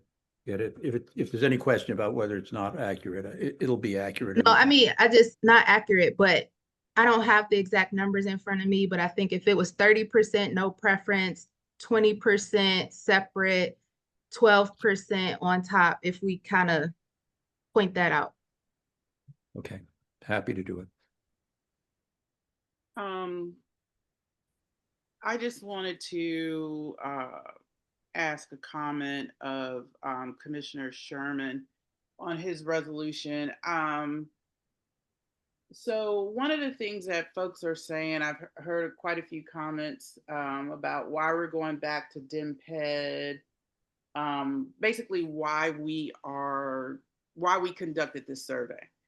And the purpose of the survey was to convey to DMPED the question that they asked the ANC around Great Weight, which was the community preferences of the site. And then the Sherman resolution, we don't address that at all.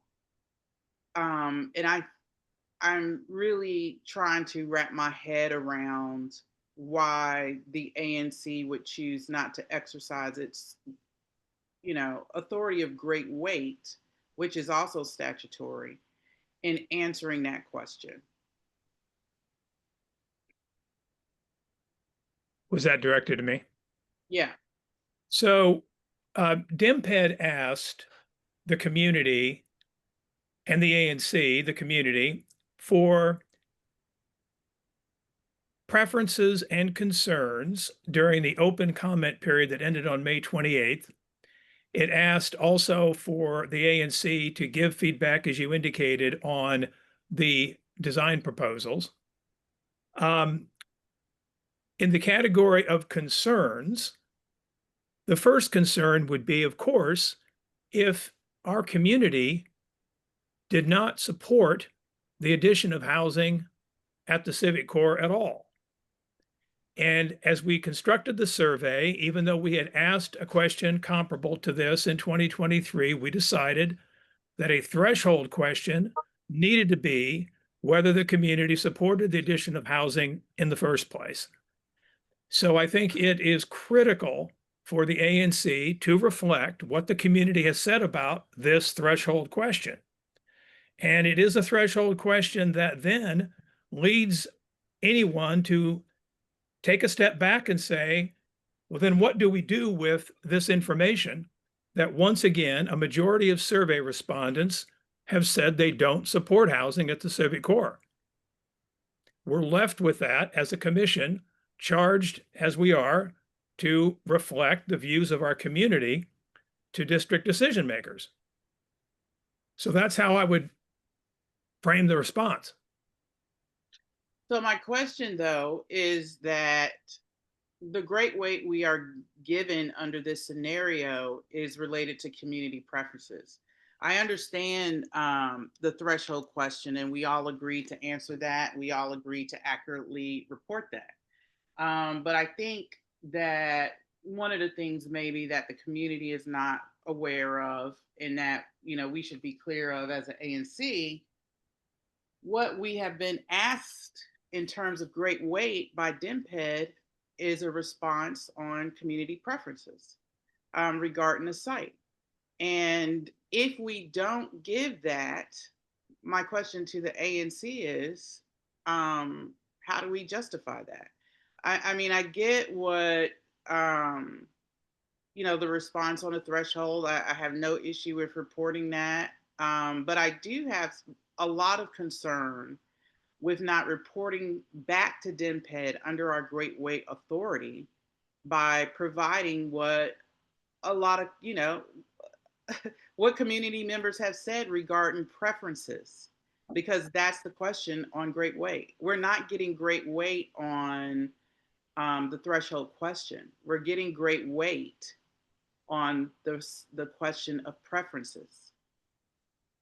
Well, the first part, design elements. Right.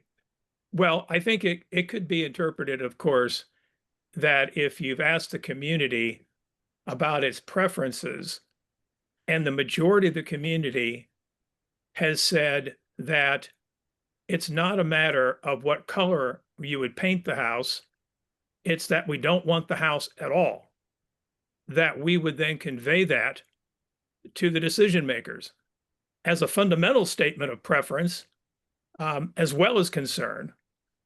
I think straight up.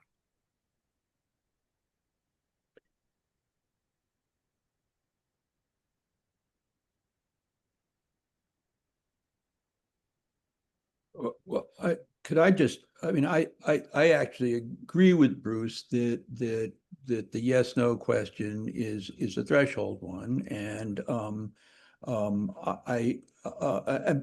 we in the draft that I am advancing, we report that, but then we report a great deal of other items, including not just the issue of the as a result of the survey and as a result of what people have said, we think that there is just too much housing in the 8 proposals before us, but a variety of other things about what our residents have said through the survey about what they'd like to see.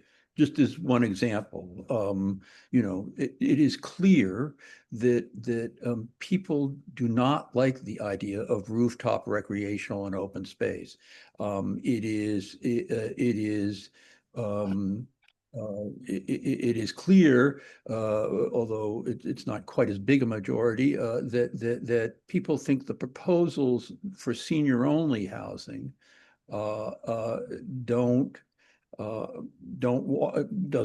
doesn't wash with them. They don't wash with them. So that we convey in the resolution I've drafted a variety of other issues, which I think would be hard to convey. I mean, the logic part would be hard to convey if you have a resolution that says we don't want any housing, and now we're going to talk about what the housing should be.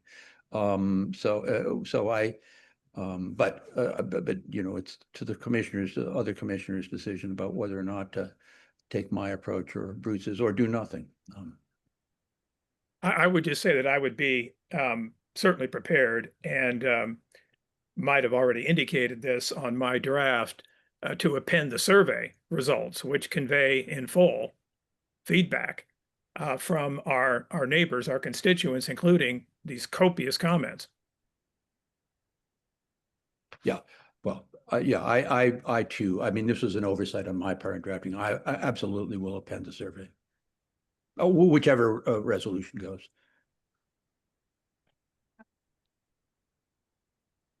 Commissioner Fennessy? You're on. Can you hear me okay? Yeah. Yeah, there. Can you hear me? Okay, thanks.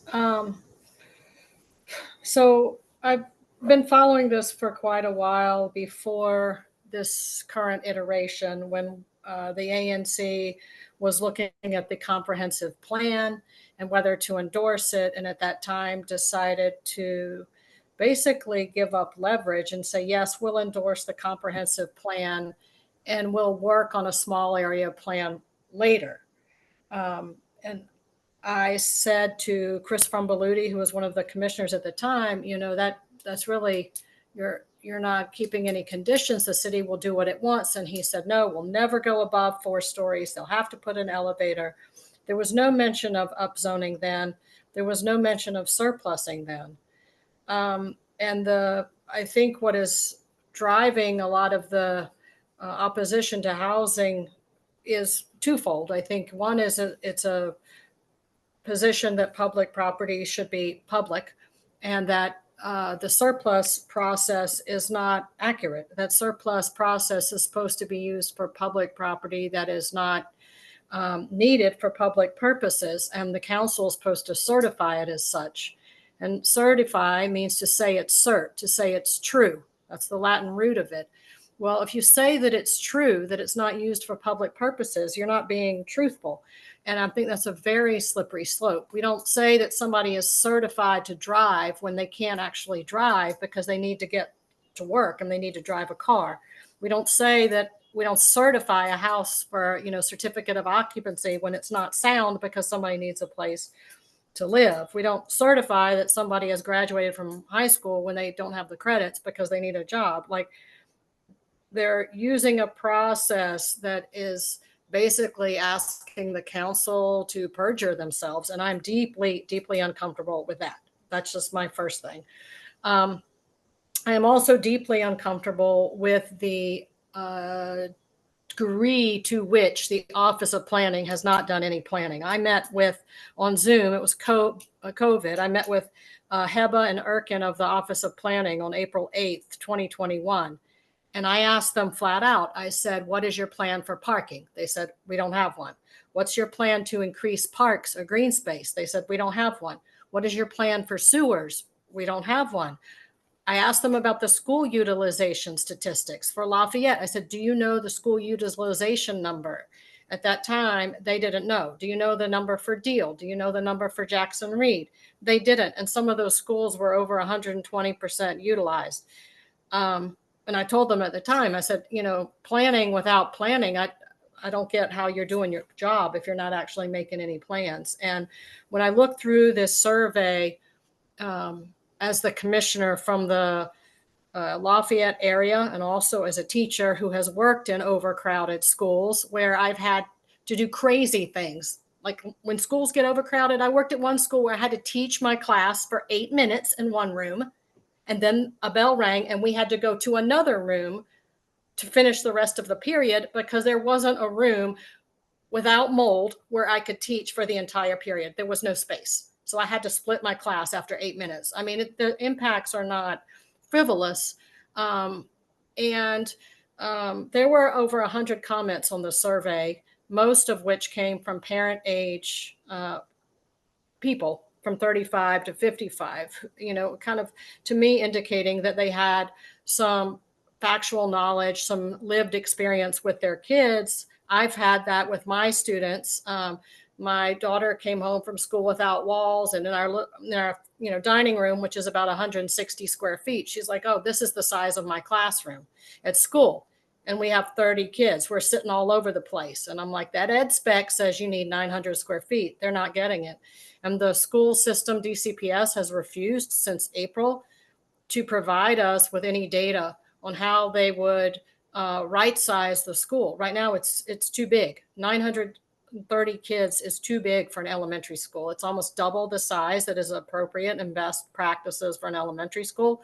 And it could be done with, you know, you can succeed despite the success of your school, but you will not succeed because of the success of that kind of a school. And they have not given us any floor plans. They refused to give us a tour. They haven't given us a table with the statistics.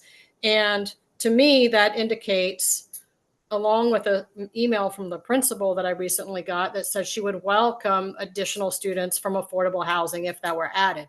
So I think they're letting their preferred narrative drive their assessment of the real situation. And so I think, you know, this addition of housing is problematic in legal areas and problem with infrastructure areas. I think some of the designs that we saw were amazingly creative in trying to meet the RFP and do a lot with a small space.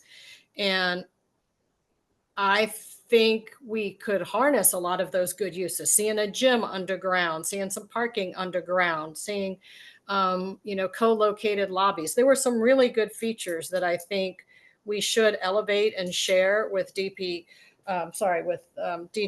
and DEMPED, regardless of which way we go. But I think the legal situation that kind of undergirds this and the planning process that should have gone forward did not. And one final thing, you know, Mr. Goslin talked about the reputation, right, that we have. Well, right now, the city is already not giving us our services. They haven't watered our Lafayette baseball field in 6 years. They haven't aerated or reseeded it in 8 years. They are refusing to sod it. They have not rehabilitated the upper field that they promised the National Capital Planning Commission that they would do in 2016. They have had 2 projects at Lafayette, Pointer Park and the Lafayette baseball field on erosion with no community input. They started the last one after school with absolutely no notice and in violation of the tree protection plan. So I don't know how it could be worse in terms of the services we're getting on that site. They've been abysmal. And so, you know, it's not like we're getting cushy treatment right now. We're not. Okay. Thank you. Commissioner Goslin. Yeah, I want to address a few of the points Laura just made. I absolutely agree that the history here has been very discouraging.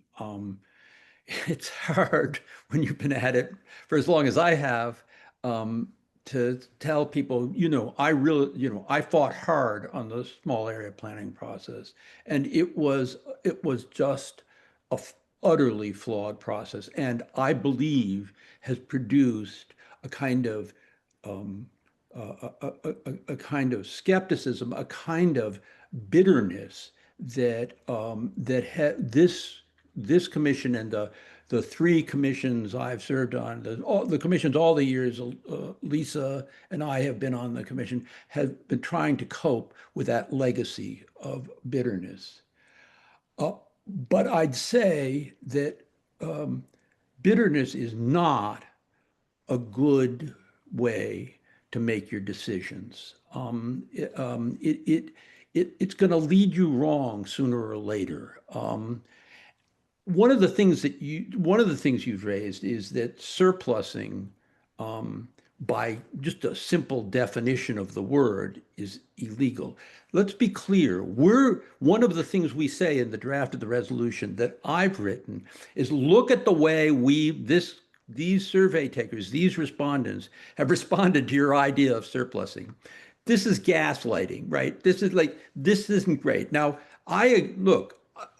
if the world comes out the way I would like it to come out, what's going to happen here is, in part because of what we decide tonight, but also because the Trump administration is making such a hash of the federal money that's going to be needed for these projects, is this whole thing is going to be put in abeyance. And I hope that when we come back, but again, this is the kind of hope that, similar to what Bruce is expressing about affordable housing sprouting up and down the avenue, my hope is that we come back with an idea for affordable home ownership of many fewer units on top of a community land trust that has a public board supporting it. But it is not us who is going to have to make the perhaps illegal, the perhaps unethical, the definitionally disturbing decision about surplusing. We say in this resolution, the draft I have written and you've given edits to, look at these results. Look at the fraction of people who have just plain opposed surplusing. The question of whether we give up leverage here is an important one. I think we did give up leverage when it came to amendments to the comprehensive plan. I think we did, right? But I don't think we give up leverage here. I mean, to the extent we have leverage, whether we say no or we say go back to the drawing board fewer, we're in the game pushing back against them. And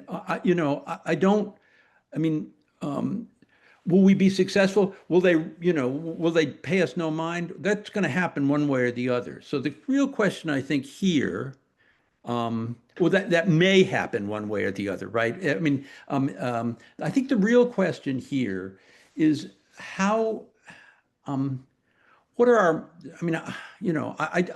I have, of all the commissioners, I think I find who support housing at the site, I find the arguments for making historical amends, for that we have some, I don't find them either politically or morally appealing.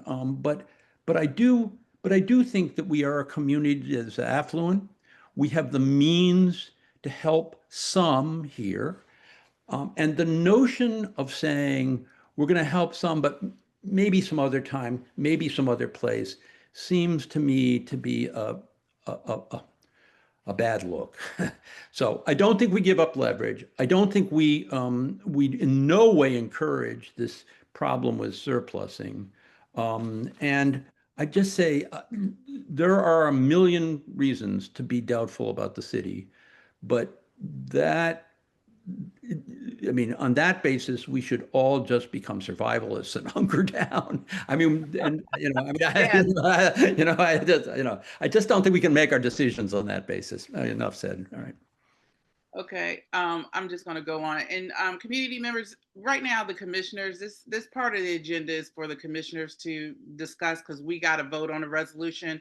So if you're raising your hand, I'm lowering it just to let you know, out of transparency, so the commissioners can talk. We have a very serious vote that's coming up, and we have to have this conversation amongst ourselves. But I just wanted to piggyback on what Commissioner Goslin said in terms of, the Hunger Games mentality. I mean, if I really object to the notion that the city has screwed up everything thus far. We're not going to give them anything in return. We all know the district housing policies are horrible. We know that. And I love the fact that Chris Otten brought up social housing. We've had council members talking about social housing for 4, 5, 6 years, longer than that. Where is it at? We've had people talking about community land trusts. We have at least funded some community land trusts, but not in the degree that I would like to see community land trusts. It's right that we're switching out one form of affordable housing for another, with this. And this ANC has talked about this and brought this up about the development community and landlord community profiting off of vouchers. And you're right, it's more profitable for them to have vouchers. And we know kind of how they're doing that from the HUD report. So we have a lot of missteps in our housing ecosystem here in the District of Columbia. And it's absolutely no question, I don't think anyone on the commission will say that the way this was done was the most appropriate way, that we got the community support that we needed or feedback, or, we didn't. But, I just come from a place in terms of that discussion where housing is such a critical commodity in this city. And I'm sure many of you have talked to people that are homeless. I'm sure many of you have supported people that have homeless. And I mean, giving them somewhere to stay, making sure they had food. I mean, support, not just saying I support homelessness, but out there in the trenches. And none of that will ever, for me, trump providing housing. I just know it cuts too deep. And this city and most cities will never do it right. And I've seen housing done all across this nation. Some cities do it better, but nobody does it 100% right. And it's always going to be a contentious issue with communities. So I'm always going to be in favor of continually supporting housing. My concern with the resolution submitted by Bruce is it, for me, just says no. And you're right, Laura, there are some things about all of these proposals, and I think we say that in the Goslin resolution, that we want the city to take and pick and choose from. But we don't say that in the Sherman resolution. We don't offer the city anything. We're saying no. We're saying, it's all bad, kick it to the curb, and let's move on. And I just think that's a wasted opportunity, especially under the question of great weight, which this commission has repeatedly raised. We just had emails floated that said that's all we do. But we're not taking our opportunity here to exercise our authority under great weight and answer the question that DMPED has before us. And I do, it is very tough to listen to the whole conversation, because it's heartbreaking for for me to have the community this divided. But I am also extremely fearful of not providing DMPED with feedback to say, this is what the community is saying in terms of, if you proceed with this project, which under, what I believe is that they are going full steam. I don't want to provide them a no and wipe my hands of it. I want to provide them with some aspects of what the demand is, and send that to them so that they can have some aspect and understanding of what the community is saying. I wish there was a way that we could combine these resolutions, that we're not, and I'm going to be also transparent. We didn't work together. We said multiple times on email that we had this coming up, that we need to get resolutions out. And I'm going to say it again. If this commission doesn't work together, our community is going to suffer from it. Those are going to be the people that suffer. Because maybe there could have been a way. but we didn't take that opportunity as a commission. So that's unfortunate. But, I can't, the other thing I want to say is that the survey shows uh, what we've already known is that our community is really divided on this issue. We're almost, with the margin of error, no preference count, we're almost 50%, we're almost 50-50. And I just don't think any resolution that goes up that doesn't mention the concerns of the alternative viewpoint it's just wrong. When we talk about being the voice of the community, the voice of our community has multiple viewpoints. And one way you show that you're listening is to talk about both aspects of those viewpoints. And we do that in the Gosselin resolution. So we might not do it perfectly, but we certainly do it. We don't just say yes. And one of the things I told Peter, because I know this opposition is so strong, I wanted a resolution that was conditionally supportive. Not just saying that here's what we're going to do, here's what we support, but this support should be conditional on certain aspects. So that's all my comment. I'm not going to belabor the point on that. Commissioner Nagy. Again, I think if it's okay with you, I do have my points, but I think I'd like to let Commissioner Sherman go first, if that's okay. Yep. Yeah, so a couple of things. Again, with my resolution, I'm perfectly happy to append the survey results, which respond in vast detail to the DEMPED charge, that they get feedback on the design concepts as well as housing issues. So we would do that and fulfill our charge.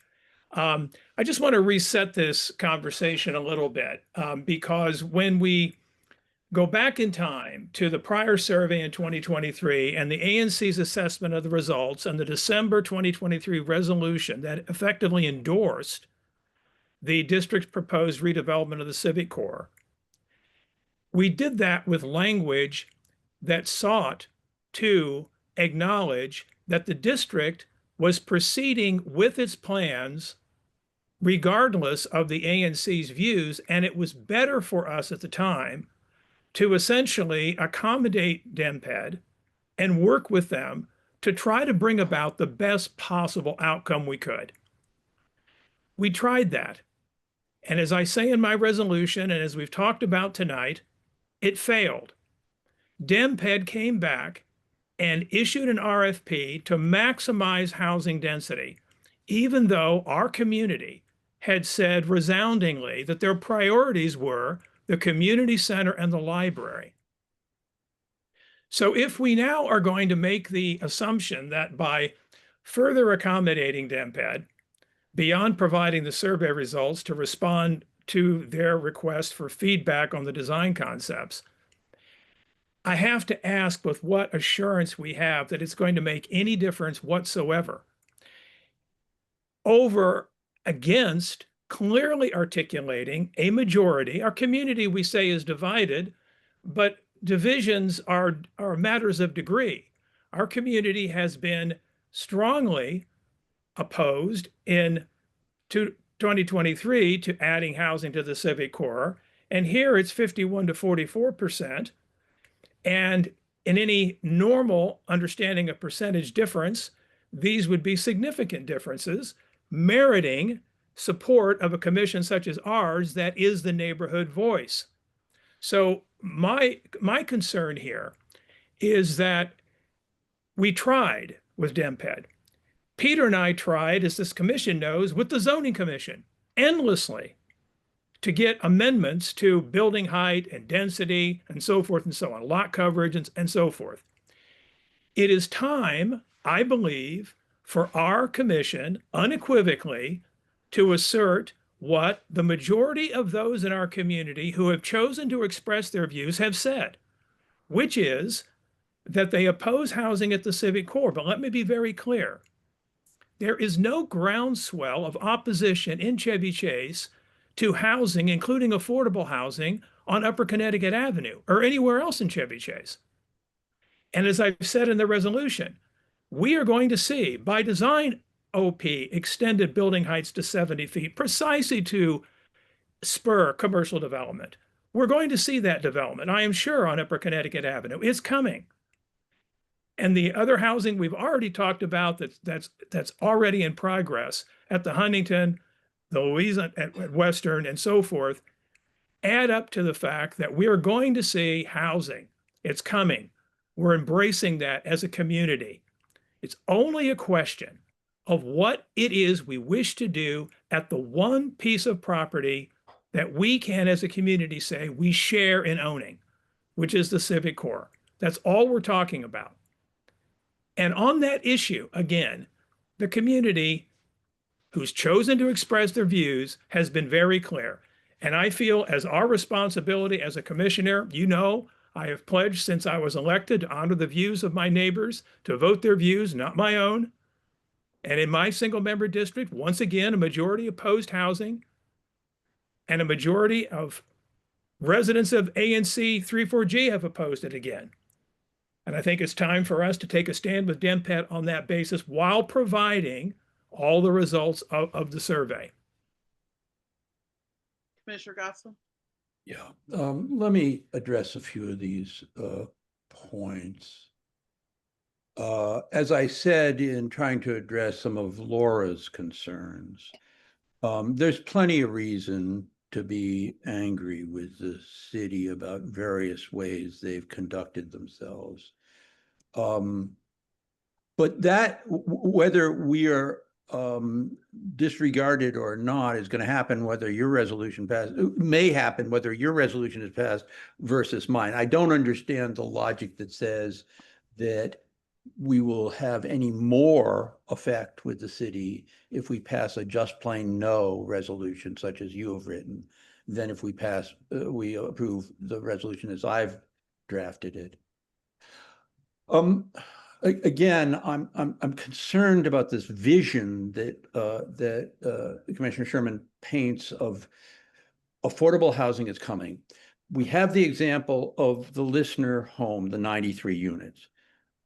I just think the story about the Huntington is not a net add in affordable housing. Converting buildings that have existed for decades doesn't constitute a net add. Unless and then we come to the community. Now, Bruce, you and I, over the years, we've been both on this panel, have had disputes about what we think our roles are as commissioners. I believe in every race that I've run, I've sought to say that I will absolutely listen to my constituents very closely. And indeed, if I were to just take a survey approach to this, the majority of constituents in my SMD are for housing at the community center library site. But I think when the community is as divided as it is, this is where it takes judgment on the part of commissioners to decide what's really representing the community. And I just point out, you say when we frame it as a 44 to 51%, 51% to 44% against housing at the community center library site. Let's be clear, that's 156 survey takers. It's not a vote. This is not a ballot question. That's 156 survey takers. That is about 1% of a 15,000 person community. It's a survey. It's not a vote. It's not on the ballot. Maybe someday we'll end up so divided and so contentious we'll have to get it on the ballot, but we don't have it now. This is a case where it seems to me you really there's not a simple way to simply say we follow our constituents. Of course, it would be simple for me to say that since they are for affordable housing at the site by a slim majority. But in any case, I do think that we don't get anything by saying just plain no. We may not get anything by saying some yes, but just we'll do some good. But we don't get anything by saying just plain no. Maybe there's housing coming, but that's a crapshoot. And I think with a divided community like this, this is when it's commissioners are called on to use their judgment. Commissioner Simmons, then Sherman. Yeah, I just want to say that to say housing is coming is misinformation. We don't have anything in the works. We don't know anything will happen. To assume that because an area has been upzoned, to say a owner will put housing there, we don't know. So I think that's an invalid argument. And again, everyone, this project is just not for ANC 34G. It is, we are a part of Washington, D.C. I know when we're making these decisions, this city has a housing affordability issue. We should do our part. We should be good citizens and good stewards in helping address a citywide problem. So wards 3 and 4 are not the only people that's going to use the library and community center. We are going to get our green open space. These proposals are not removing green open space. So to say that we won't have any, or people in apartments won't be able to go to green space when they redevelop it, we'll go down there. It will be there. We will get trees. We will still have trees. We will still have benches. So to imply that we won't get those things is inaccurate. That's all I have to say. Mr. Sherman? Yeah, let me try to articulate why this matters. We all on this commission have seen, those of us that are in a second term and even on this first term, for those that just joined, that ANC resolutions do make a difference. I recall when Janice Lewis George was arguing for her emergency legislation regarding the ball field at Lafayette, and this commission had passed several resolutions supporting natural grass as opposed to artificial turf. When she presented her emergency legislation before the DC Council, council members turned to her and asked what the ANC said. What does your community have to say? And she pointed to the resolutions. So when we think a resolution goes forward and might just waft into the ether, I think the community needs to understand that we are an advisory commission. We're volunteer officials. We have no sense of exalting our significance beyond what roles we serve. However, it is the case that council members refer to ANC resolutions. So think about a resolution that does not reflect the majority sentiment of the community. Think about a resolution that would argue something that is not conveying what the community, a majority of the community that's bothered to express its views, has said. It would be taken as currency that the community supports something that the majority of the community has said on the surveys it doesn't support. This does matter at the end of the day. And let me also reference the town hall meeting that Janice Lewis George hosted, and Knollwood, my constituent, hosted it on February 22nd. Commissioner Gore was there, Commissioner Grunwald was there, and many questions came up, you'll recall, Commissioner Gore, to Janice Lewis George about the Civic Corps. She answered a number of questions. And she expressed her views that she was skeptical that the developers, and this was before they unveiled their proposals on March 29th, would be able to accommodate housing along with the library, along with the community center, green open space, parking, and recreational facilities. She was skeptical. And she said she would listen very close to the community and what the community had to say. For a majority of our single member districts are in Janice Lewis George's council area, Ward 4. And as a consequence, I take it very seriously that we represent the views of our constituents in Ward 4 because our council member is paying very strict attention. On the other side, Councilmember Fruman, when many of us, the commission as a whole, and community members after the 2023 survey and after DEMPED issued its RFP expressed concerns that the city wasn't listening, he several times in my presence, I heard him say this, he said, wait until you see the design concepts, reserve your judgment. You don't know yet what they're going to come up with. And many members of the community said the same thing. It's premature to judge any of this until you see the design concepts. The community has now seen the design concepts. And the community that has, again, bothered to assert its views has said no, not based on speculation, but based on looking at the plans, the proposals. So we are in a very different place. We have done exhaustive due diligence on this, and we have the returns from our community that we have.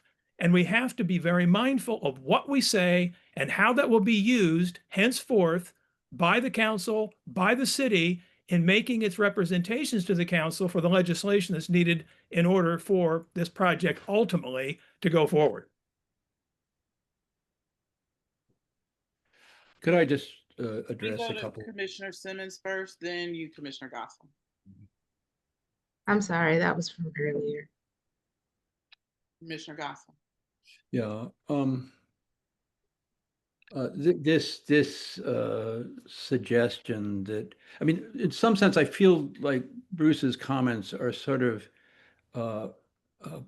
painting the resolution I've drafted and that I hope a majority will vote for as one, running directly counter to our, at least my best guess about where the whole community is, and B, is embracing and slapping a big wet kiss on the development proposals as they have been presented. The resolution, as I've written it, would say that none of them are appropriate for this site. And it would not, I think, in any way give up leverage to the extent that we have leverage. And it would lay out the high points for what we think needs to be changed.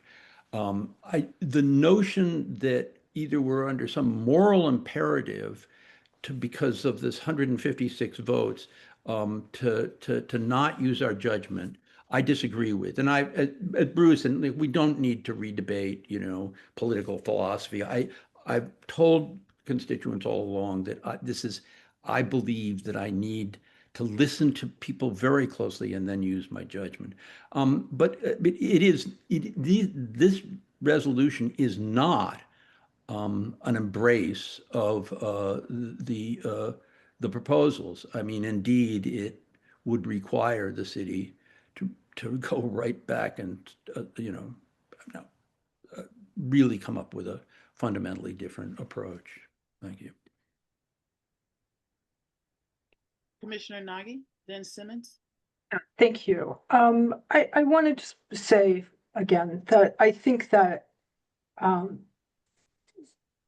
the sense about the district and its keeping its promises is not born out of bitterness. It's born out of lived experience. And so I'd like to reject the word bitterness because I don't think it's an emotional issue. I think it's actually just a verifiable, this is what has happened to us. And then also, I feel like I need to point out that all of these, what we're calling proposals, are actually design concepts. And they're not graven in stone, and they're not promises even by the developers to do what they say. And there was considerable talk about that they might change this or that depending on the cost of materials or depending on construction issues or labor shortages or whatever. So one needs to remember that in light of how fluid DC's promise giving and keeping is, that these aren't even promises. They're just concepts. That's That's about it. Commissioner Simmons. Well, I just wanted to say that I don't know if it's a reasonable ask to ask the city to go back and go back to the drawing board, considering that they have received qualified responses. So I know sometimes in government contracting, I don't know how the city works, but it's not reasonable to ask them to go back when they have responses that satisfy the requirements from the RFP. So I don't think that is something that we should ask for. And if the responses did not meet the RFP qualifications, we would not have seen them. So given we have 8 responses, DMPED could have received 20 and said those other 12 do not meet the qualifications as specified in the RFP. So we have qualified responses. So asking them to go back and to redo it, I don't think is a reasonable ask. Commissioner Gosselin. Well, Corinthia, I don't know how you'll vote when we get to the actual vote, but I would hope you would vote for the resolution as I have drafted it. I do not see a way to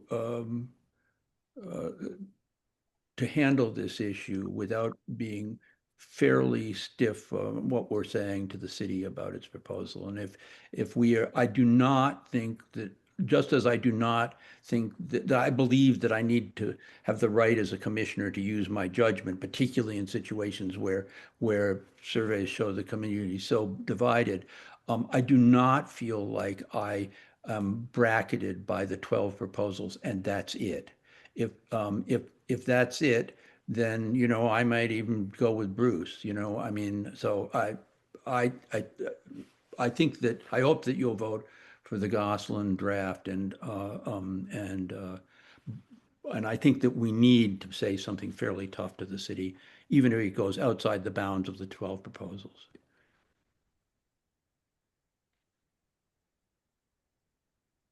Commissioner Fennessy. 8 proposals. Hi, can you hear me okay? Yeah. Just some thoughts on the specific proposals. I know that in the Gosselin resolution, it looks more at characteristics of different types of things like open space for play courts and some surface parking for especially disabled people. But I have comments about a couple of the proposals that I think are important. One was one of the proposals, number 2, works with a contractor who was involved in the Lafayette Rec Center project in my SMD. And that contractor left a lot of gravel all in the grass and did not come get it for a couple of years. And another contract had to be let by DGS to clean up that mess. And a historic tree that was roped off was taken down. So for that reason, I cannot I would be concerned. I have particular concerns that I would want to register about this, even if I didn't want to go. If I went with Mr. Sherman's resolution, I would still have concerns about number 2, the bidder. I also think it was very interesting in number 7. The person was looking at mixed income. I think that was a very interesting point. I think you have it in that resolution. And I think in number 8, that particular developer really looked at the concerns of the community in terms of space and was the only one that looked at spoke, I should say, about going beyond the 15-year reversionary period. And I think, again, you talk about it in your resolution, but I just wanted to say those for the record, that there were 3, 2, 7, and 6. 2, 7, and 8 were ones that I had particular thoughts on. Commissioner Gosselin. Just to address, I mean, to be clear with the other commissioners, the issue of mixed income development is one that I'm very concerned about. I think it's very important that any new affordable housing in Chevy Chase and anywhere be, mixed income, and it's addressed in the Gosselin resolution, and the issue that you raised originally, Laura, of this sort of timing out of affordability. I mean, I'm told, but we ask in the Gosselin resolution that it be made firm, and that affordability is not going to time out on these units.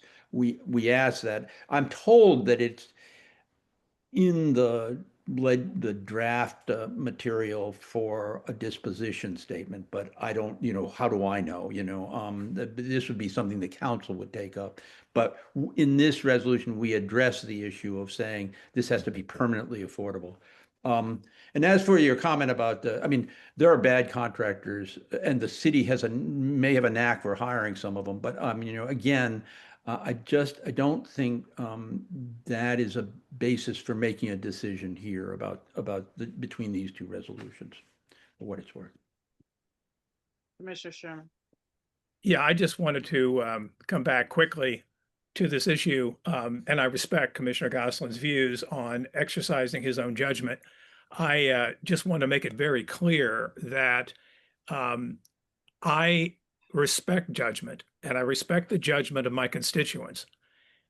My job is to inform and educate, to listen, to act on their concerns. And in this particular instance, for this survey, as I know all of you did, I conducted 4 different community Zoom sessions with nearly 130, 140 constituents. I distributed my own card, dropped at 850 households, urging people to take the survey. This is in addition to the ANC mailed survey. I held a briefing for several hours with John Higgins' great assistance at Knollwood, where we took almost 4 dozen paper copies of the survey. And at the end of the day, after I do all of that, and in my weekly newsletters, I've written reams about the Civic Core over the last 2 years and reams about the design concepts, including producing the very document that was circulated with the survey that condensed the design concepts into one presentation. When that's all said and done, the lawyers, the doctors, the scientists, the professors, the business owners, the accountants who live in my neighborhood, the teachers, all the people who live here, I trust their judgment. I listen to them. I'm just a neighbor. I'm not any special person. I happen to serve as a commissioner. I'm a neighbor like anybody else. And after I do all that work to inform and educate, it is my job to trust their judgment. And it's their judgment that I see reflected in the survey. And that's why I think it's so important to honor it.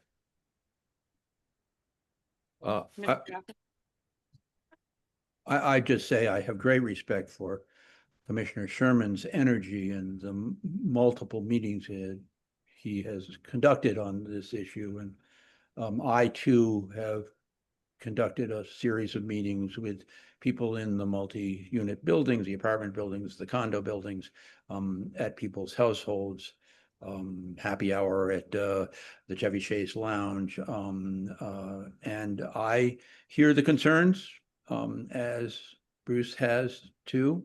And I believe that this is the best approach to say that we think all of these 8 are too big, and here are the reasons.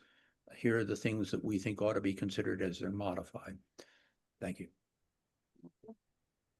Well, commissioners, we are within about 10 minutes from our time limit. And I really honestly do think we're probably at a point where we could take a vote. And I'm going to ask that someone put a motion on the floor. We have 2 resolutions at this time. It really doesn't matter which one goes first. Commissioner Gosselin. I move that the commission vote to approve the draft resolution version 2 that I've offered. Do I have a second? I'll second. Commissioners, any further discussion on version 2 of Commissioner Gosselin's resolution? Commissioner Fennessy, yep, I was going to just ask you to come off the camera. Okay, commissioners, we'll do a vote by hand. All those in favor, raise your hand. All those opposed?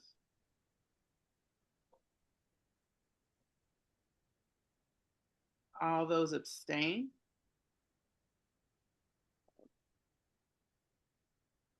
Wait a minute. Yeah, it doesn't pass. It's 3-3-1. Yeah, okay. I just wanted to make sure I had my vote count right. All right. So on the in favor, for the record, Commissioner Nagy, did you get the Commissioner Nagy? Did you get the? I did. It was Gore, Simmons, and Goslin, and then excuse me, Commissioner Fennessy abstained, and Grunwald, Nagy, and Sherman voted in favor. Yeah. Against, I'm sorry, voted against Commissioner Goslin's resolution. Right. So, yeah, I got it. Okay. All right, Commissioner Sherman, you want to put your motion on the floor? Yes, I move that the commission adopt the resolution that I have proposed, version 2, with the survey results then appended to it. Do I have a second? Can I ask a question? Let me get the second first. Point of order. Seconded. Grunwald, I'll- seconded. Commissioners, are there any further discussion? That's what I wanted to ask with the further discussion. I did like very much how in the Goslin Gore resolution, they talked about features that people wanted.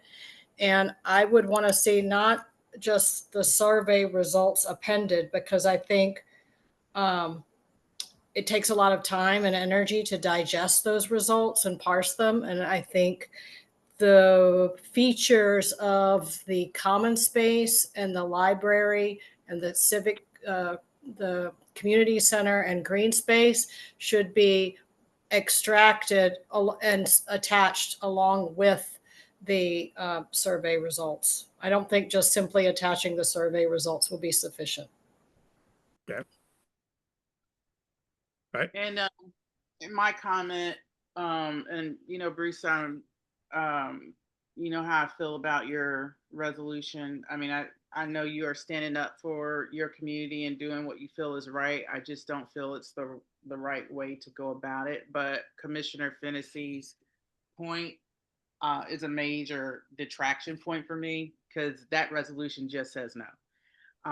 And as much as you want us to honor the no votes, I want you to honor the yes votes. And appending the survey is not honoring them. Honoring them is saying what the people that truly want affordable housing in this community has to say is in that resolution. So that's just my piece of advice. When you have a community this divided, you need to reach out to all points of the community. And that is not in your resolution. So I can't support that. So that's just my comment. But I take the suggested, if I'm understanding correctly, Commissioner Fennessy amendment, that we would append more than just the survey results, your comments, and I would.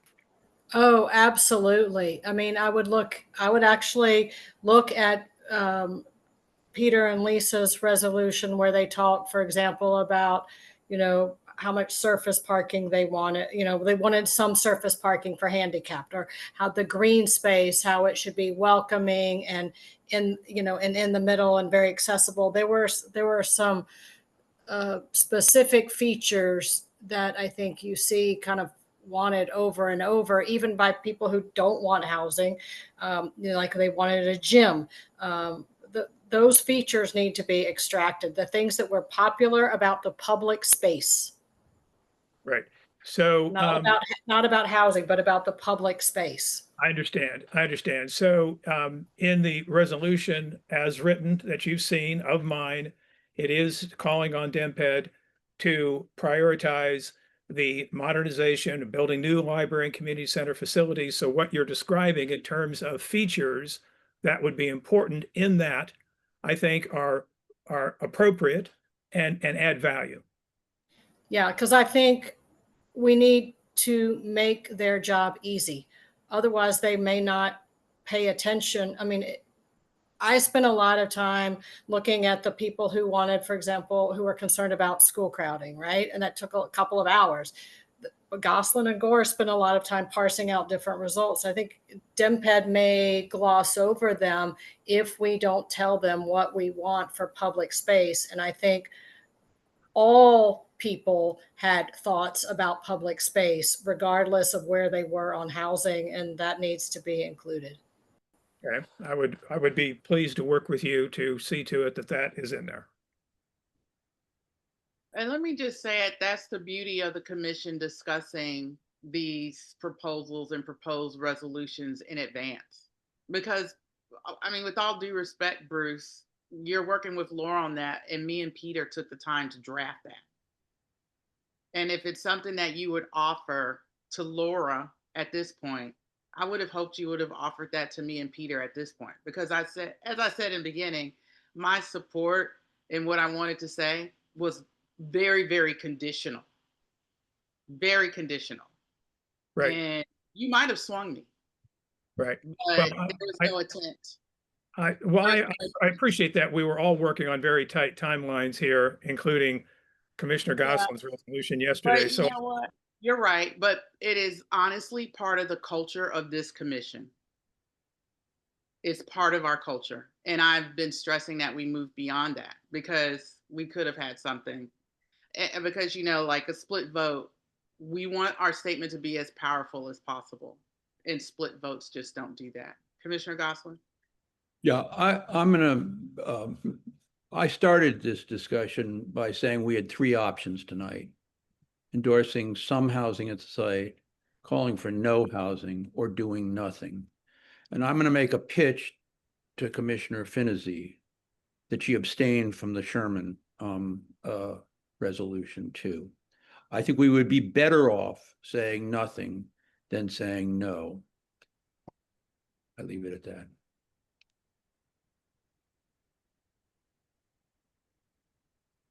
But if we say the majority didn't want housing, these things, we don't want housing, but we don't want X, but we do want Y.